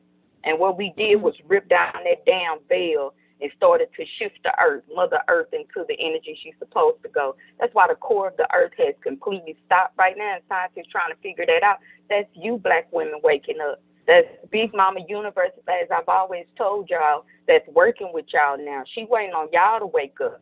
She's not going to chase y'all. Y'all going to have to get on her level in the same energy. That's why every time you seeing these dudes dropping like they are, never question it. Understand karma is in work, good and bad karma. So whatever karma you done put out there, good or bad, it's going to come to you tenfold and very quick. You can't keep talking about the mothers that has given life to earth itself and not reap what is coming to you. And it's coming quickly now. So understand that what we've done, even though it's drama in between, look for the silver lining. Because what we have done is waking up the world. Because understand, Black American women lead all black women. Because everybody look over here to the west, to us. I see Asian women now waking up. After it was like a trickle down effect that we didn't even know what was coming. That's why we have to make sure we see each other with love. Understand that you are God in itself, in consciousness, and you are bringing what they call the rapture and the apocalypse. You're bringing that. We are going into a new earth.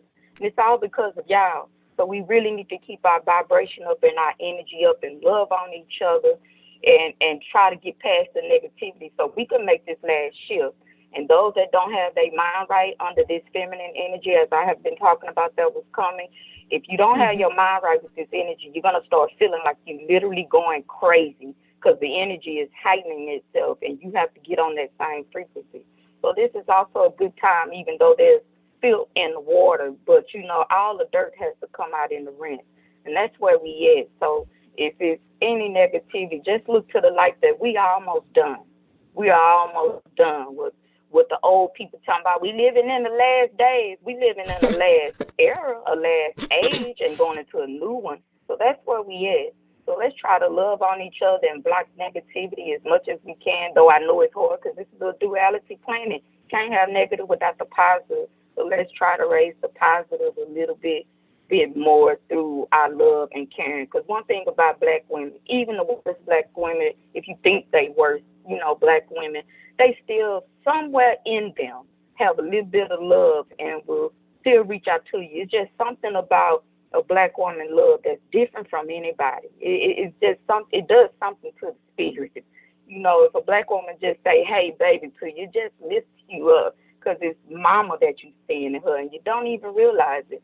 So even in her bad, you still seeing a mother in her. Even in good, you still seeing mama. It's amazing how Earth works. That's where we are now. That's the realest inspiration. Excellent motivational speech. Couldn't have said it any better myself. Mm-hmm. That's what that's what the women need, and I think it's just fall out of love with being in toxic relationships. Period. Whether it's with women or men, I think that's where black women are missing this step. Like, you can have a little girlfriend talk every now and then, right? But you don't want to be around people that's not helping you really grow and making you focus on all of your low, your lower vibrational energies all the time. That's toxic. We're not gonna be able to lift. We gotta lift the vibrations up. I'm sorry, y'all hear some yard work being done outside. Yeah. It also makes you depressed the more you run into negativity. And I know depression can have you in a chokehold. I deal with it myself, so I always try to find happiness in everything. So sometimes that darkness that keeps coming across can trigger your depression too.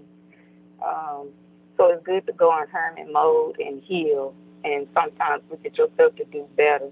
You should want to do better, because even, I don't know, maybe I'm speaking for myself, but I know for me, if I do something that I feel like is bad, it eats at me. So I try to avoid it as much as possible. I'm hoping that these women that are on here, they feel that at night when they laying in bed, or some of the things they've done, and they eat at them and they start to do better. I hope they're seeing these Gofundmes too, of how these beautiful women are not even able to collect money that they asking for. It truly broke my heart. This truly made me sad. It truly made me see physically that we are not loved. I hate to say that, but we are truly not loved. So the little small pockets of love we can get, that's what I want. I want that kind of love. I want the embrace of other sisters and, the upliftment of other sisters for me, because it truly makes me feel good. This GoFundMe thing, it really hurts. And it hurt to hear you saying that people were coming from you. I didn't even know. I guess I'm so far removed from that. I didn't know they was coming for you. But I want to give you love, too, to keep you lifted, because you've been doing this for a while. You were the first person I followed when all this was, coming to the light. I was having these thoughts, but, it was a time where you couldn't say this, or, black women be ready to take you up out of here. So to see that so many women are starting to, what we call, wake up and see it for what it is and trying to heal. I love seeing the young babies talking about they don't want children. They traveling with their good girlfriends, and they not looking for marriage like that. Like, that's not the first thing on their mind. Do that. Coming from somebody with a child, baby, stay child free. Go get you a copper IUD stuck up in that cooch. Don't have children. They overrated. I love my kid, and I got fortunate to have a good one. But to see that young lady was living in the shelter, that hurt me. What I would have done to have had a daughter, that would have been my best friend. Ain't no way my baby would have been out there struggling like that. You stay with mama as long as you want. Save your little money that way when you go to college or whatever you want to do from your little job. She will have a nest egg. Like, women have to really get into loving their daughters and being your daughter's best friend, because it's a lot of parents that be telling me, I don't want to be my children's friend. Sometimes you have to be your children's friend to get on their level, to have an understanding for them, so they can be comfortable enough to come to you and talk about their problems, and y'all can talk about it together. How soon do we forget as we get older that at one point we was that age and was lost in a lot of things and thought we were doing the right thing? How I would have loved to have older women telling me, well, I did that too at my age, or, there's some things that when you get older, you're going to be shameful of what you did in your 20s. I'm telling you, it's going to come. When you get about 35, you're going to think back, oh, I was so silly at 20. But you were supposed to have had those experiences in your 20s. So whatever you doing right now, babies, if y'all in y'all 20s and stuff, live it up. But try to live differently from what you have seen us old helpers do that was wrong. Get out and travel. Meet you some good girlfriends. Don't be having people pressure you until you need to get married, because that's what happened to me. And have a child and all that. Child, boo. Got the shirt, the hat and the T-shirt. It's not all what it's cracked up to be. So live y'all life. Don't let people shame y'all talking about who gonna take care of y'all when y'all get older. If you save your money and don't have children, you can have you an in-house nurse and pay that nurse. All this, you need children to take care of you. I don't want my child to take care of me when I get old. Go live your life, honey. I didn't live mine. If I get to the point to where I feel like I'm a burden on my child, put me in a nursing home, please, and go live your life. I don't want that burden on my child. And I think older generations have that, where they think that we are supposed to just take care of them. We're obligated to take care of them. I wouldn't want my young child to feel like he needs to be taking care of me. Even if I had a daughter, don't do that, because it normally falls on the daughter. Put me in a nursing home and go live your life, because I'm almost out of here. I'm closer to death than I am still on the living side.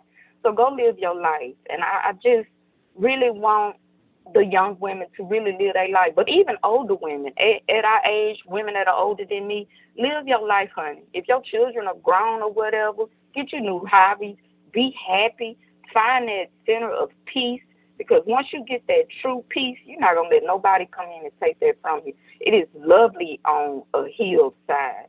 You just find everything to do, just contentment. Sometimes just being in your house with nobody. It's just peaceful.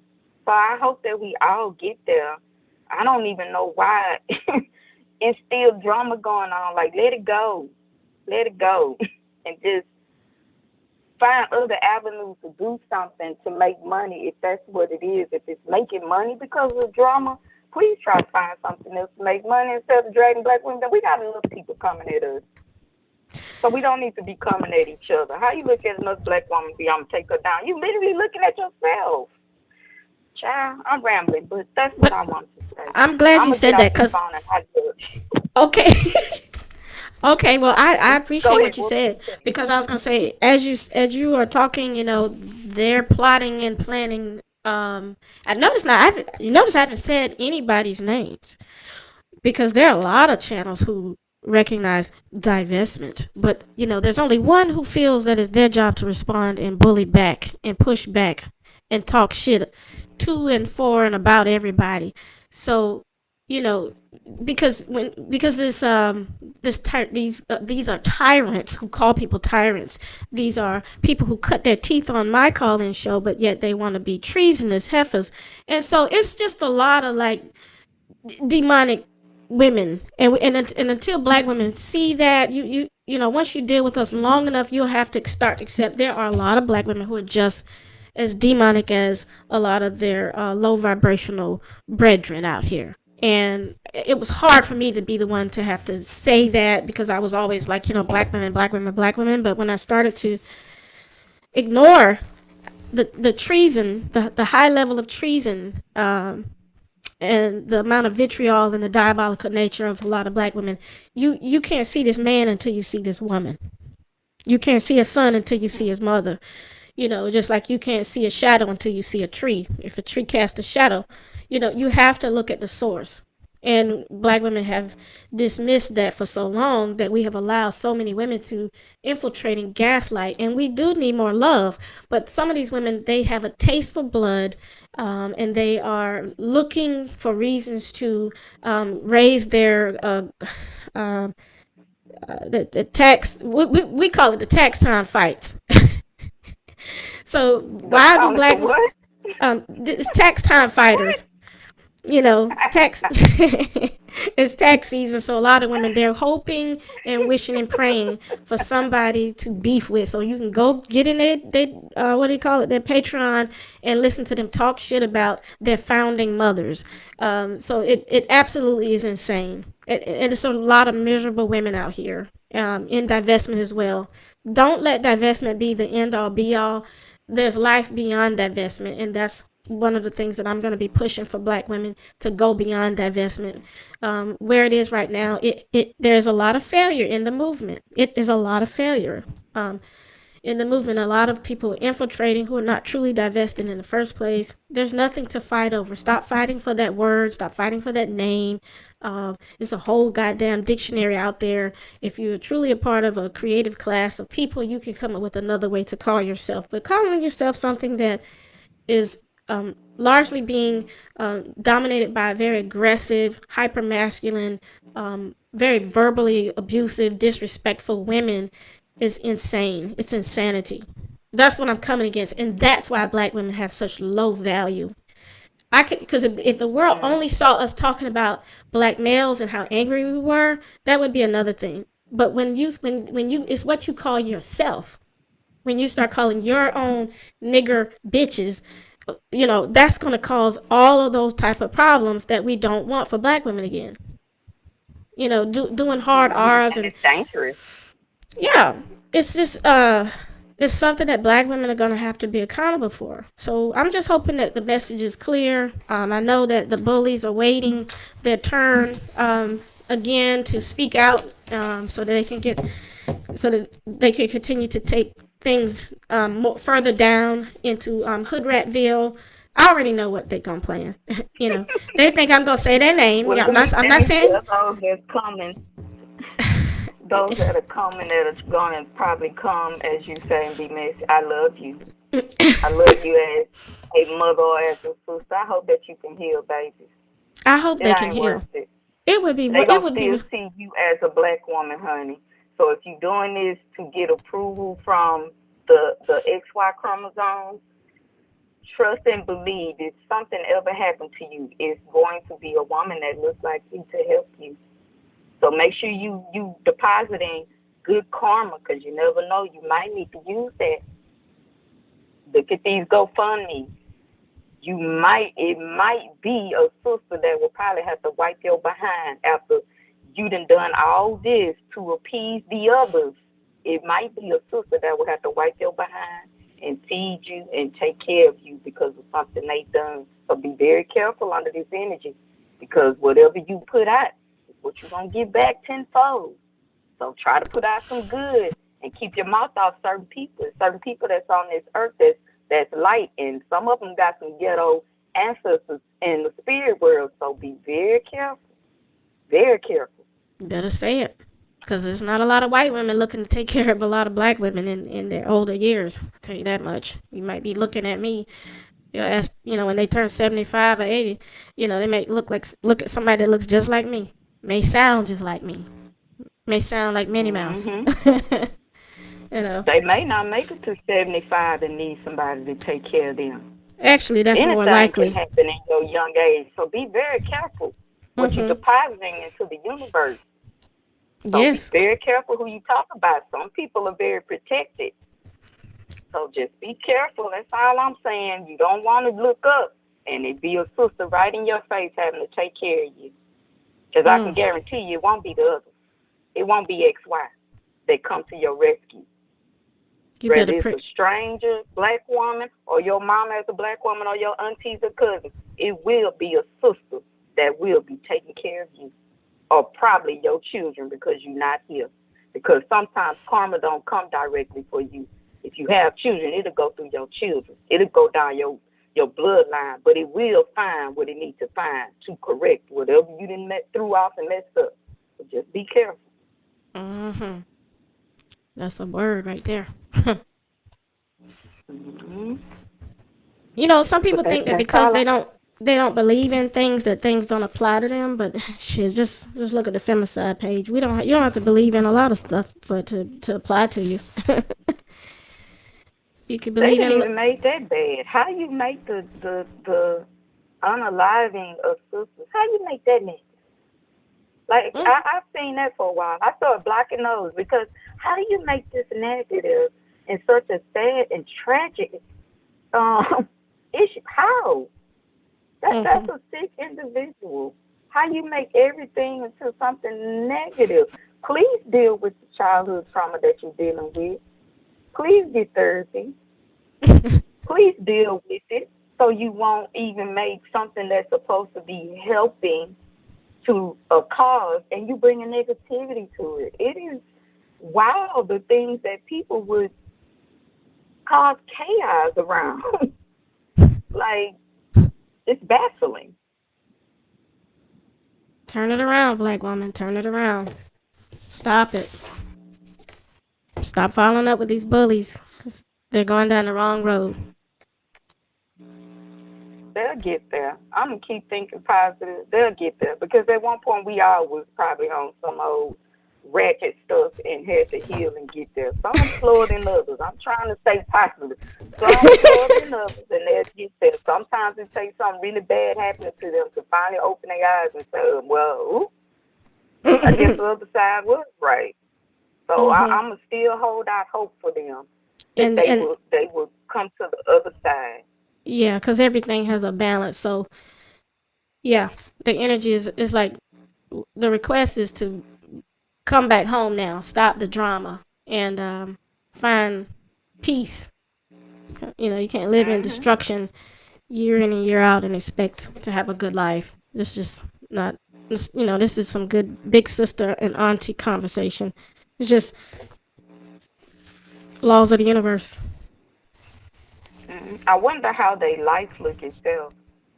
The one thing I know when you're dealing with a lot of negativity, it's a lot of bad things that be happening in their personal life because they living in negativity constantly. Like nothing will be going right. That's what I also learned too. I know it's cliche to say hurt people, but it's true sometimes. Oh, it's true. And then when you look at those people that be very negative, they be talking about, like you said, they got this money and stuff. A person with money don't have to brag about it. Because we are, in this economy, we are probably all one closed down bank account by accident and all your money gone, Bank of America, Wells Fargo. We are one paycheck away from being homeless.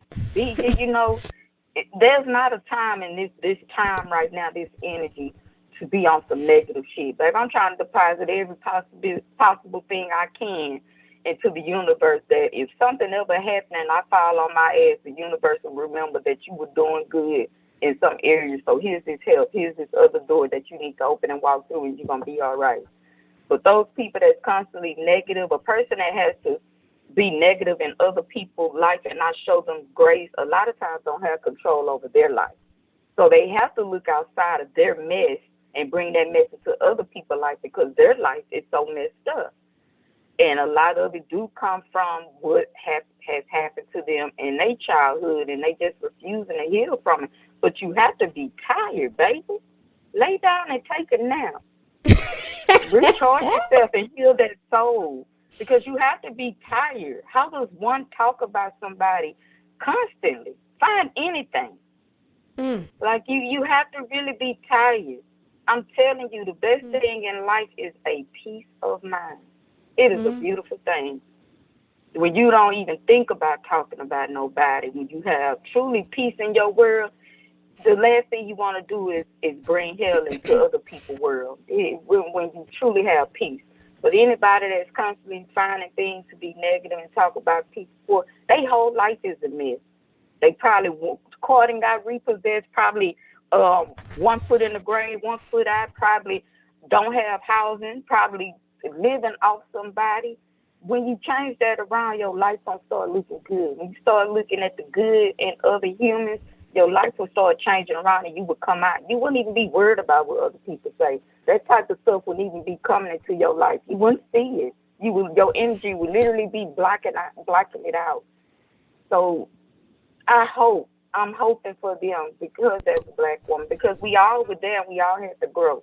There's nothing that's more consistent than change in this world. So I'm hoping that they just in a season and they learn the reason and then come out and start living that lifetime of being a better woman. I'm hoping. So that would be a great. That would be miraculous. Majority of making it be a small pocket that don't. Yeah, it would be good. It would be a great outcome if it means that people are about to try to grow up and stop bullying. and just, creating like a gang warfare. This my set, this my zone, this my word, this my color. If they could just stop it with the Naker shit, it would help a lot. That would even be a big jump up in growth. Yeah, so everything you said, all praises to the mother for you. Yes. Yes, ma'am. Thank you. I see a lot of babies in the comments talking about, they toxic mothers or whatever. I'm going to speak from a mother's side. Okay. We still human sometimes. It takes us a minute to heal ourselves. The brain has truly been whitewashed to be like a slave a master ruling over a slave, your children. And it shouldn't be that way. To have that rulership, it's also for some to you thinking you're protecting your child, but you're truly not. It takes your children are your book of parenting. You have to learn your children in order to become a great parent, and that can be hard. That's why I say I always stay in therapy to keep my mind right, so I can bring peace into my child, so my child won't go out and destroy somebody else's peace because he will see it with his mother first. But for a lot of black women that are mothers, a lot of trauma has happened to them as children, and unfortunately they have children, and then they inflict that toxicness on their children. So a lot of our babies in here are hurt, and you want that close relationship with your mother. I think the first thing we can do is sometimes you may have to separate from your mother in order for her to see herself. If she's still in her mind and trying to get on a path, I guess that's the word to say. But if you separate yourself sometime, it'll leave her by herself, so where she will have to see herself. But understand that a mother is still a human first, and I think that that's where we kind of get lost there. We just see her as mama, but she's a human. I can tell you right now, at 45 years old, I still don't know what the hell I'm supposed to be doing most of the time. I think what the society has made up this thing of at this age you should be doing this, at this you should be doing that, as a parent you should be like this. I don't know what the hell I'm doing sometimes, to be quite honest with you. And I think being a mother is the most hardest thing possible because I'm in constant worry, as I said before, for a child. That's why I recommend, if you don't have children, if you don't have children, baby, don't have them. You'll be in constant worry. No matter, even if your children are grown, you're in constant worry of if they're going to call you from college and something and happen.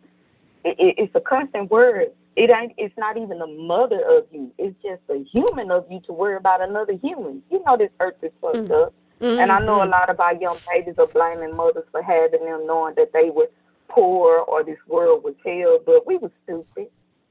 If I could be quite honest with y'all. We was 20 just like y'all, just stupid. Sometimes dumb and full of cum, just dumb. We didn't have nobody, boomers weren't telling us nothing. They can't even get out their own goddamn way. They want you to do it for them. Gen X, younger Gen X, my generation, we kind of came in and was like, we're not going to raise our children like that, and we're going to try to get them better. For the most part, I can't say that. So you still have some very toxic ones in there that still, like, they boomer parents. I can't say for some Gen X, it's more hope for them than it is boomers, if we want to be honest. But I hate that y'all have toxic mothers. I hope that she heals. But sometimes your mother, even though she gave birth to you, may not be the mother. She may not have maternal instinct. So you may have to find somebody that is a mother figure for you that can heal that womb that your mama caused. I got a whole extra room. Sometimes I be seeing some women, especially on TikTok, these babies getting kicked out their home. If I didn't think everybody would come in and be a hot mess, I would open up my home, baby, come stay in this room. If I could just save one soul, because like I've always said, I listen to young people and see them. They gonna be the ones to turn this son of a bitch upside right again. So I'm all behind them. I know nothing. I can learn from everybody. So if we get to that point of seeing mama as humans, and sometimes she could be dumb too, because sometimes I could be trying to give my child direction, and I allow him to give me feedback. And if it's dumb, I admit, your mom said something stupid. I said something dumb. You right. Sometimes young people know more than us. The young people are the teachers that's coming back in and remind you what the hell you were supposed to be doing when you got here. You just got it all messed up. So I hate that y'all mothers are being toxic. I see that y'all was saying that, and sometimes some mothers can heal. I hope that your mother can heal and be that mother and that friend that you need. And some mothers you just have to cut off for your own peace. And that's terrible to say, but you may have to find you another mother figure that can love on you, So I love y'all babies. I love y'all, my daughters. I mean, if that would help you. I mean, I'm a stranger, but I love you, pumpkin. And so if that would help our babies and give them peace of mind, if don't nobody ever tell you, baby, I love you from the top of your head to the sole of your feet. I really do mean that from my heart, because I know it's hard for y'all younger people that don't have the mother to embrace you or to be your protector, because your mama is your first protector. I would flip this world upside down for my child, but if he ever go out and do anything wrong, I would take my own child, because you're not gonna come in this world to bring more hell. So I love y'all daughters. I really love y'all. I love your mama too. We gonna heal that heart and that mind so she can be the mama you want, because ain't nothing like having a mama you could call on in the bed with her, or your mama grease your scalp, or your mama still babying you. Hug on that child. If it is some mothers in here, I always hug your babies. Even when my child get up or call me, it's always, I love you. Did you sleep well? Did you eat well? How's your mind today? Are you doing okay? Do you need therapy today? I try my hardest as a mother, but I'm not perfect. Sometimes I ain't shit, and I can admit that. It hurts your feelings when you really have to look at yourself and say as a mother, you ain't shit today. You really probably messing that kid up. It worries you. So if you don't have children, I would recommend not having children. 0 out of 10. 0 out of 10. It can wear you out. It can worry you. It can take some time off your life. But yeah, I love the mothers on here. I love the daughters on here. I love y'all if don't nobody ever tell y'all are loved. Find you somebody that can embrace you, even if it's your best friend, your sister, your cousin, a strange woman at your job. Because sometimes you find your mother at places you work in. You'll find that good old lady that you real cool with. Make her your mother. If she's good-hearted, make her your mama sometimes. Find you somebody to love on you, that when you hurt and you need healing, you can go to that old woman and she embrace you and tell you, it's all right, daughter. You're going to make it. Everything going to be okay. You got me if you ain't got nobody else. Now you tell me. I love you, man. Woo! Wow, that was beautiful. That really touched me, and it touched the ladies in the chat so much. Like, that's really all Black women need. It's just we need that love. Need that love. And it's hard to show love if you never was shown love. That's why we all have to work together as a community to show love so we can pass it on. But if you never was shown love, that's why these women on here being mean. Like, they probably weren't shown love. And sometimes some women feel icky saying love because they never was shown love. But that love is something else. That true, genuine love is something else. I don't care where I got to get love. I'm going to go where people love me, where people embrace me. Even at my age, I'm going to still hug my mama. We still tell my mama I love her. Even when she's going through, I still love that lady. And even on her good day, she still embrace me and hug me and tell me she loves me. And I need that. It makes me revert back to a child. I love you, mommy.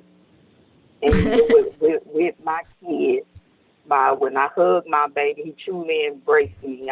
I think it's him feeling like he's back in my womb that I love on him, because I can't raise another one like these out here.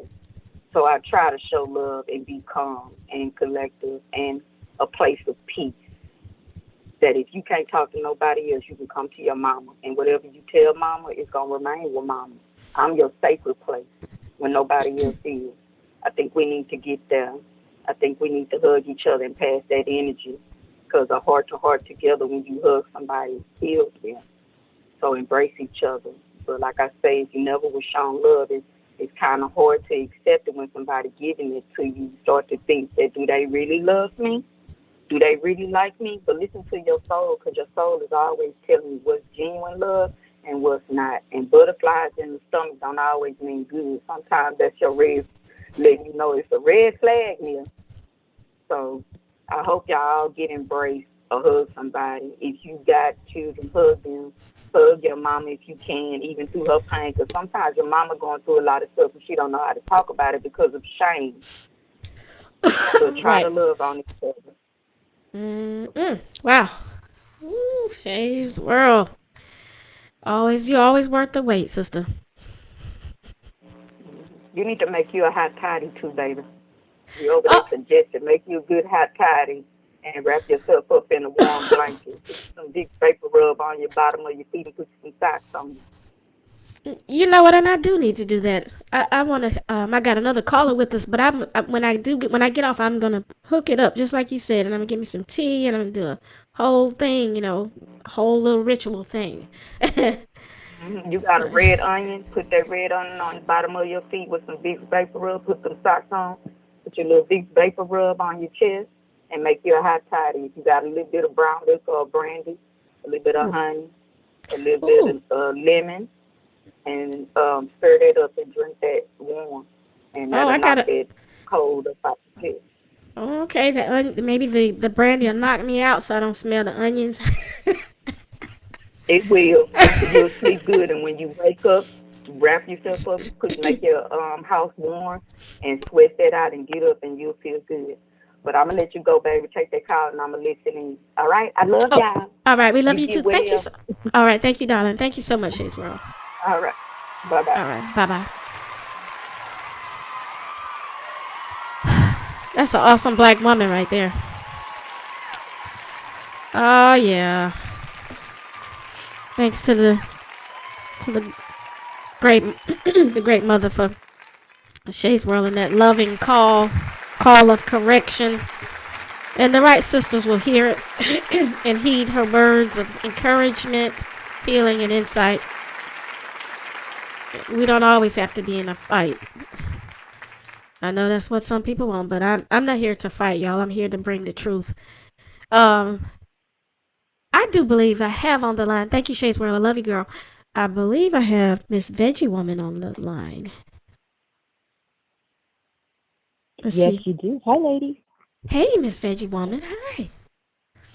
What's on your mind? Hi. Well, I mean, I'm partial. I have no children. And Miss Shay's World, I wanted to make a correction. You are this shit. Not you ain't shit. You are the shit. Well, you just have to shake it off. You have to shake the heaviness off. The spirit of heaviness is on all black women.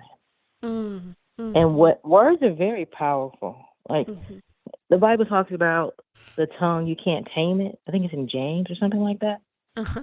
And little girls are being programmed with these negative words. Oh, come on. It's a program. It's a program. So let's say you're only exposed to your mother. There's no one else. You don't have any extended family. That's all you know. That's all you have been shown. So you believe this is, I don't know if you can say right, but you believe this is normal. This is a program. Your formative years, you're being programmed. That's your personality is developed and developing. And that's all you're getting. No reinforcement, no hugs, no kisses. Or if you are, it's because you're useful, then you get something. You're not getting something just for the sake of being a child. So what you say to yourself is very important. So I wanted to talk about, like, it's called neuro-linguistic programming. Oh, and come it's a on. way to reprogram yourself. And then the other part of that is it's EFT, it's emotional freedom technique. And then it's like you have a sore spot, which is like maybe a few inches below your clavicle. and you have a opening statement. Mm-hmm. And I think the opening statement would be like, although I'm a Black woman and I have not been shown love, I still deeply and profoundly accept myself. And then you tap your meridians. And there's a couple of books about energy psychology, and it uses EFT in that. And you just tap your meridians, and it's supposed to help you release the emotional baggage, from at that point. They have different scenarios. They use it in PTSD for veterans. It's being used. I think his name was Gary Craig. He was a engineer by training, but he started, the first time I ever heard of it was through him. But that's one way to deal with the language. And sometimes your mother is just how you got here. And sometimes people are born that way and they're on their own from that moment. You know what I'm saying? Yes. That's just the vessel by which you got here, and you're kind of on your own, which is unfortunate. And that's why we have to deal with certain women in when we get grown in workplaces. They are so venomous, and then when you're sensitive, you're absorbing that. And I have to cut people off before my authentic personality comes out that they don't know exists. And then I'm in trouble because I'm not really a word person. I just cut them off. You have to cut. Sometimes you just have to cut them completely off, text messages only, and love yourself. And you can love your mother just because she was your mother, but that's it. You don't have to have a relationship that you don't have. And in my life, I have had women that have mothered me that don't look like me at all.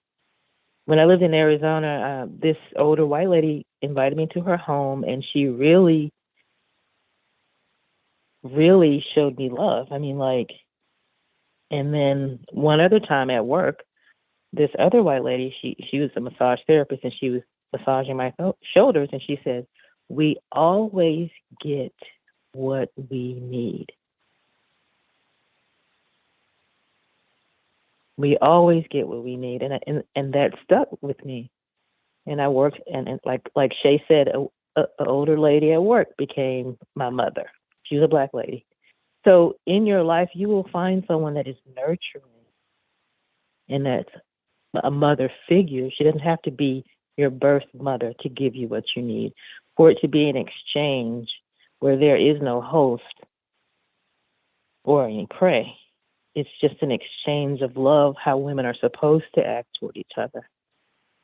And it's unfortunate that little girls are and it's really touching me because of how my niece is being treated. It really kind of hurts. It kind of makes me, how can I say, the fierceness that I know I have that no one seen in my family comes out, and I had to distance myself because it's a mental health problem that the mother has. It's a manipulation. It's bad. It's really bad, and it's unfortunate, and that's why I think the sterilization should be an option, because they're just mindlessly birthing children, and there are women who would be good mothers, can't have children. Or decide they don't want them because of all the things they've seen, yeah. Yes, and that's one thing too. But to all, I just want to say I love you, to the little girl and everyone on the panel today. I love you. A big hug and a kiss. And you're beautiful, you're talented, you're intelligent, and you're worthy.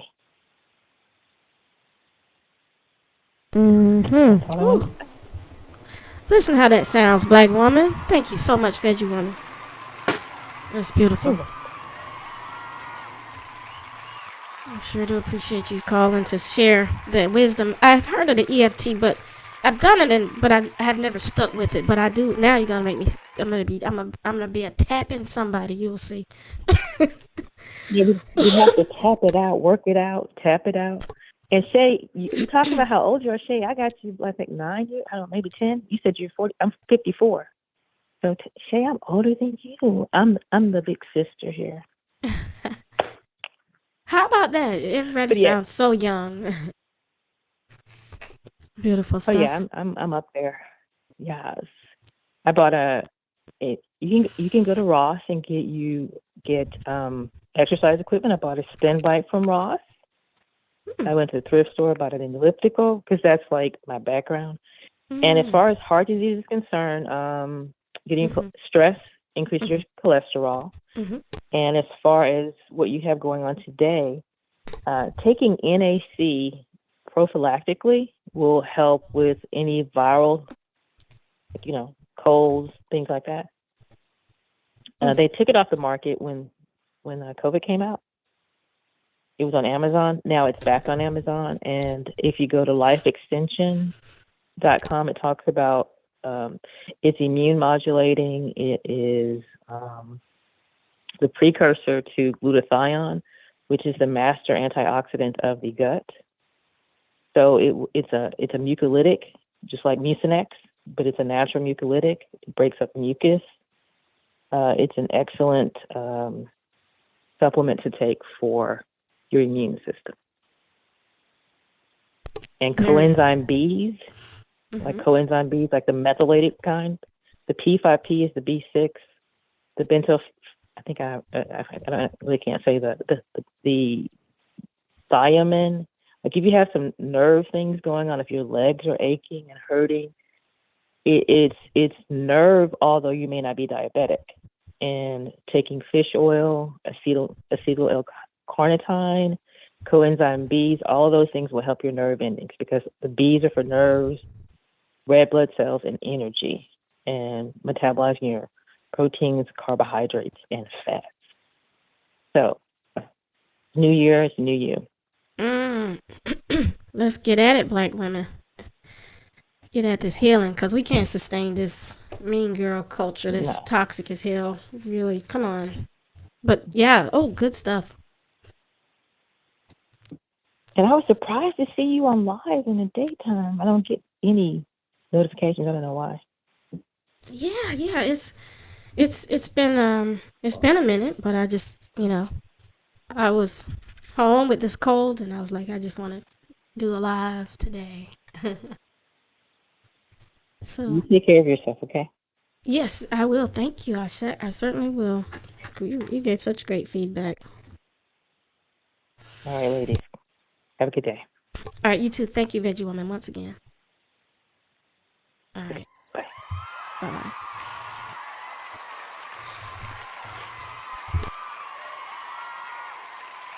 Very knowledgeable sisters. Very knowledgeable ladies.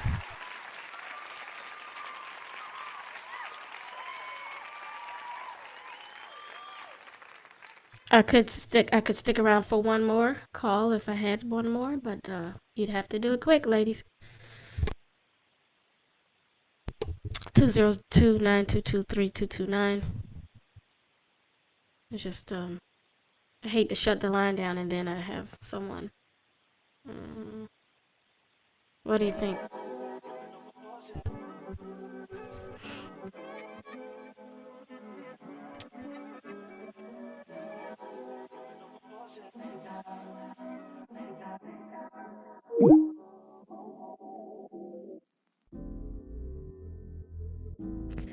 All right.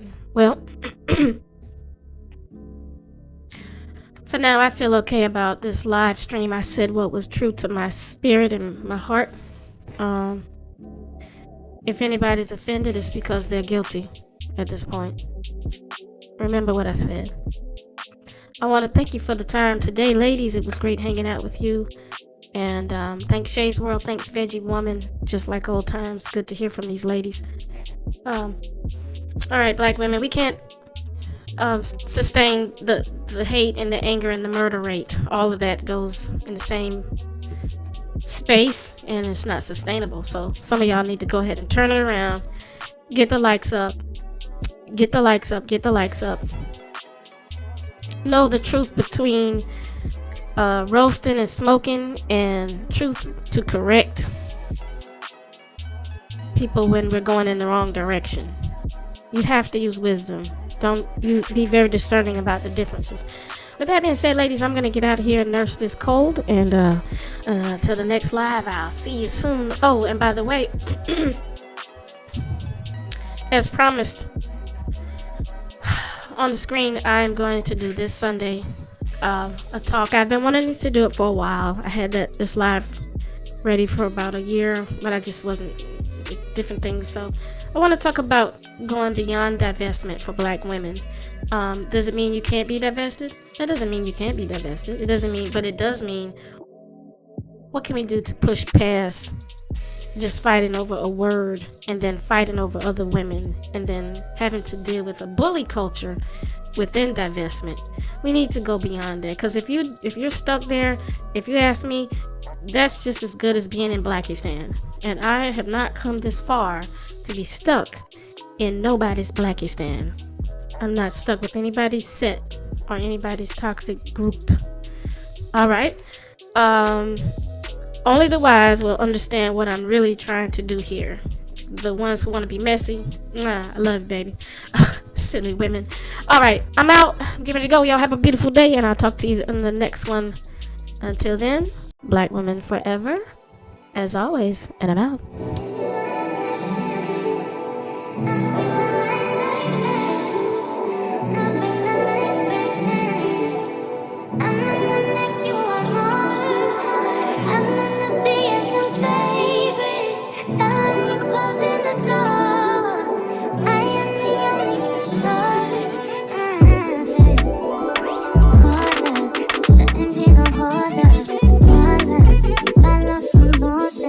Show up.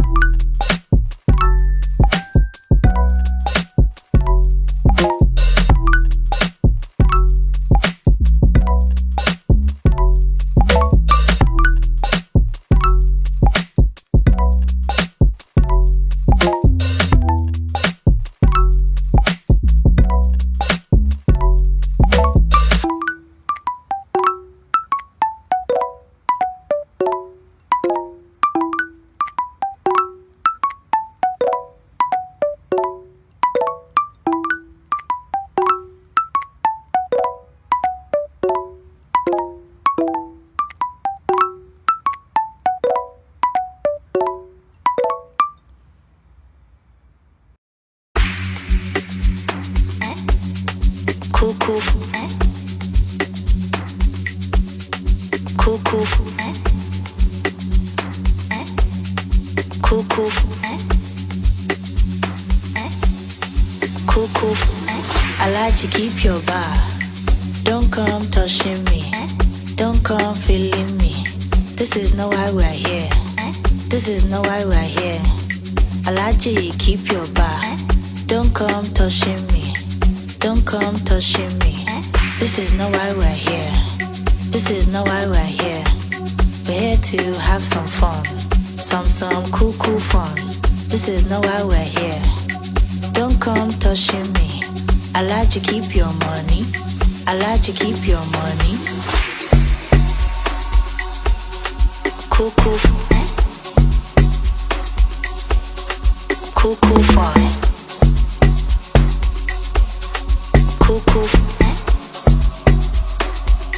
Some cuckoo fun. Cuckoo. Cuckoo fun. Cuckoo. Some cuckoo fun. I know that you're feeling me. Me self, I'm feeling you.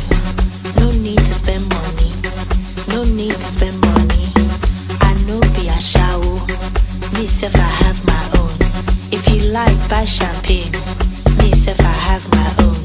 If you like, buy Azul. Me self, I buy my own. We're here to have some fun. Some cool fun. This is not why we're here. Don't come touching me. I like to keep your money. I like to keep your money. Cuckoo. Cuckoo fun. Cuckoo. Some cuckoo fun. Cuckoo. Cuckoo fun. Cuckoo. Oh, and one more thing, ladies. Thanks to the mods for your support. And I'm going to post the screenshots in the community tab page to show the timestamp and everything for me coming up with this idea about black women and the GoFundMe issue. Thank you.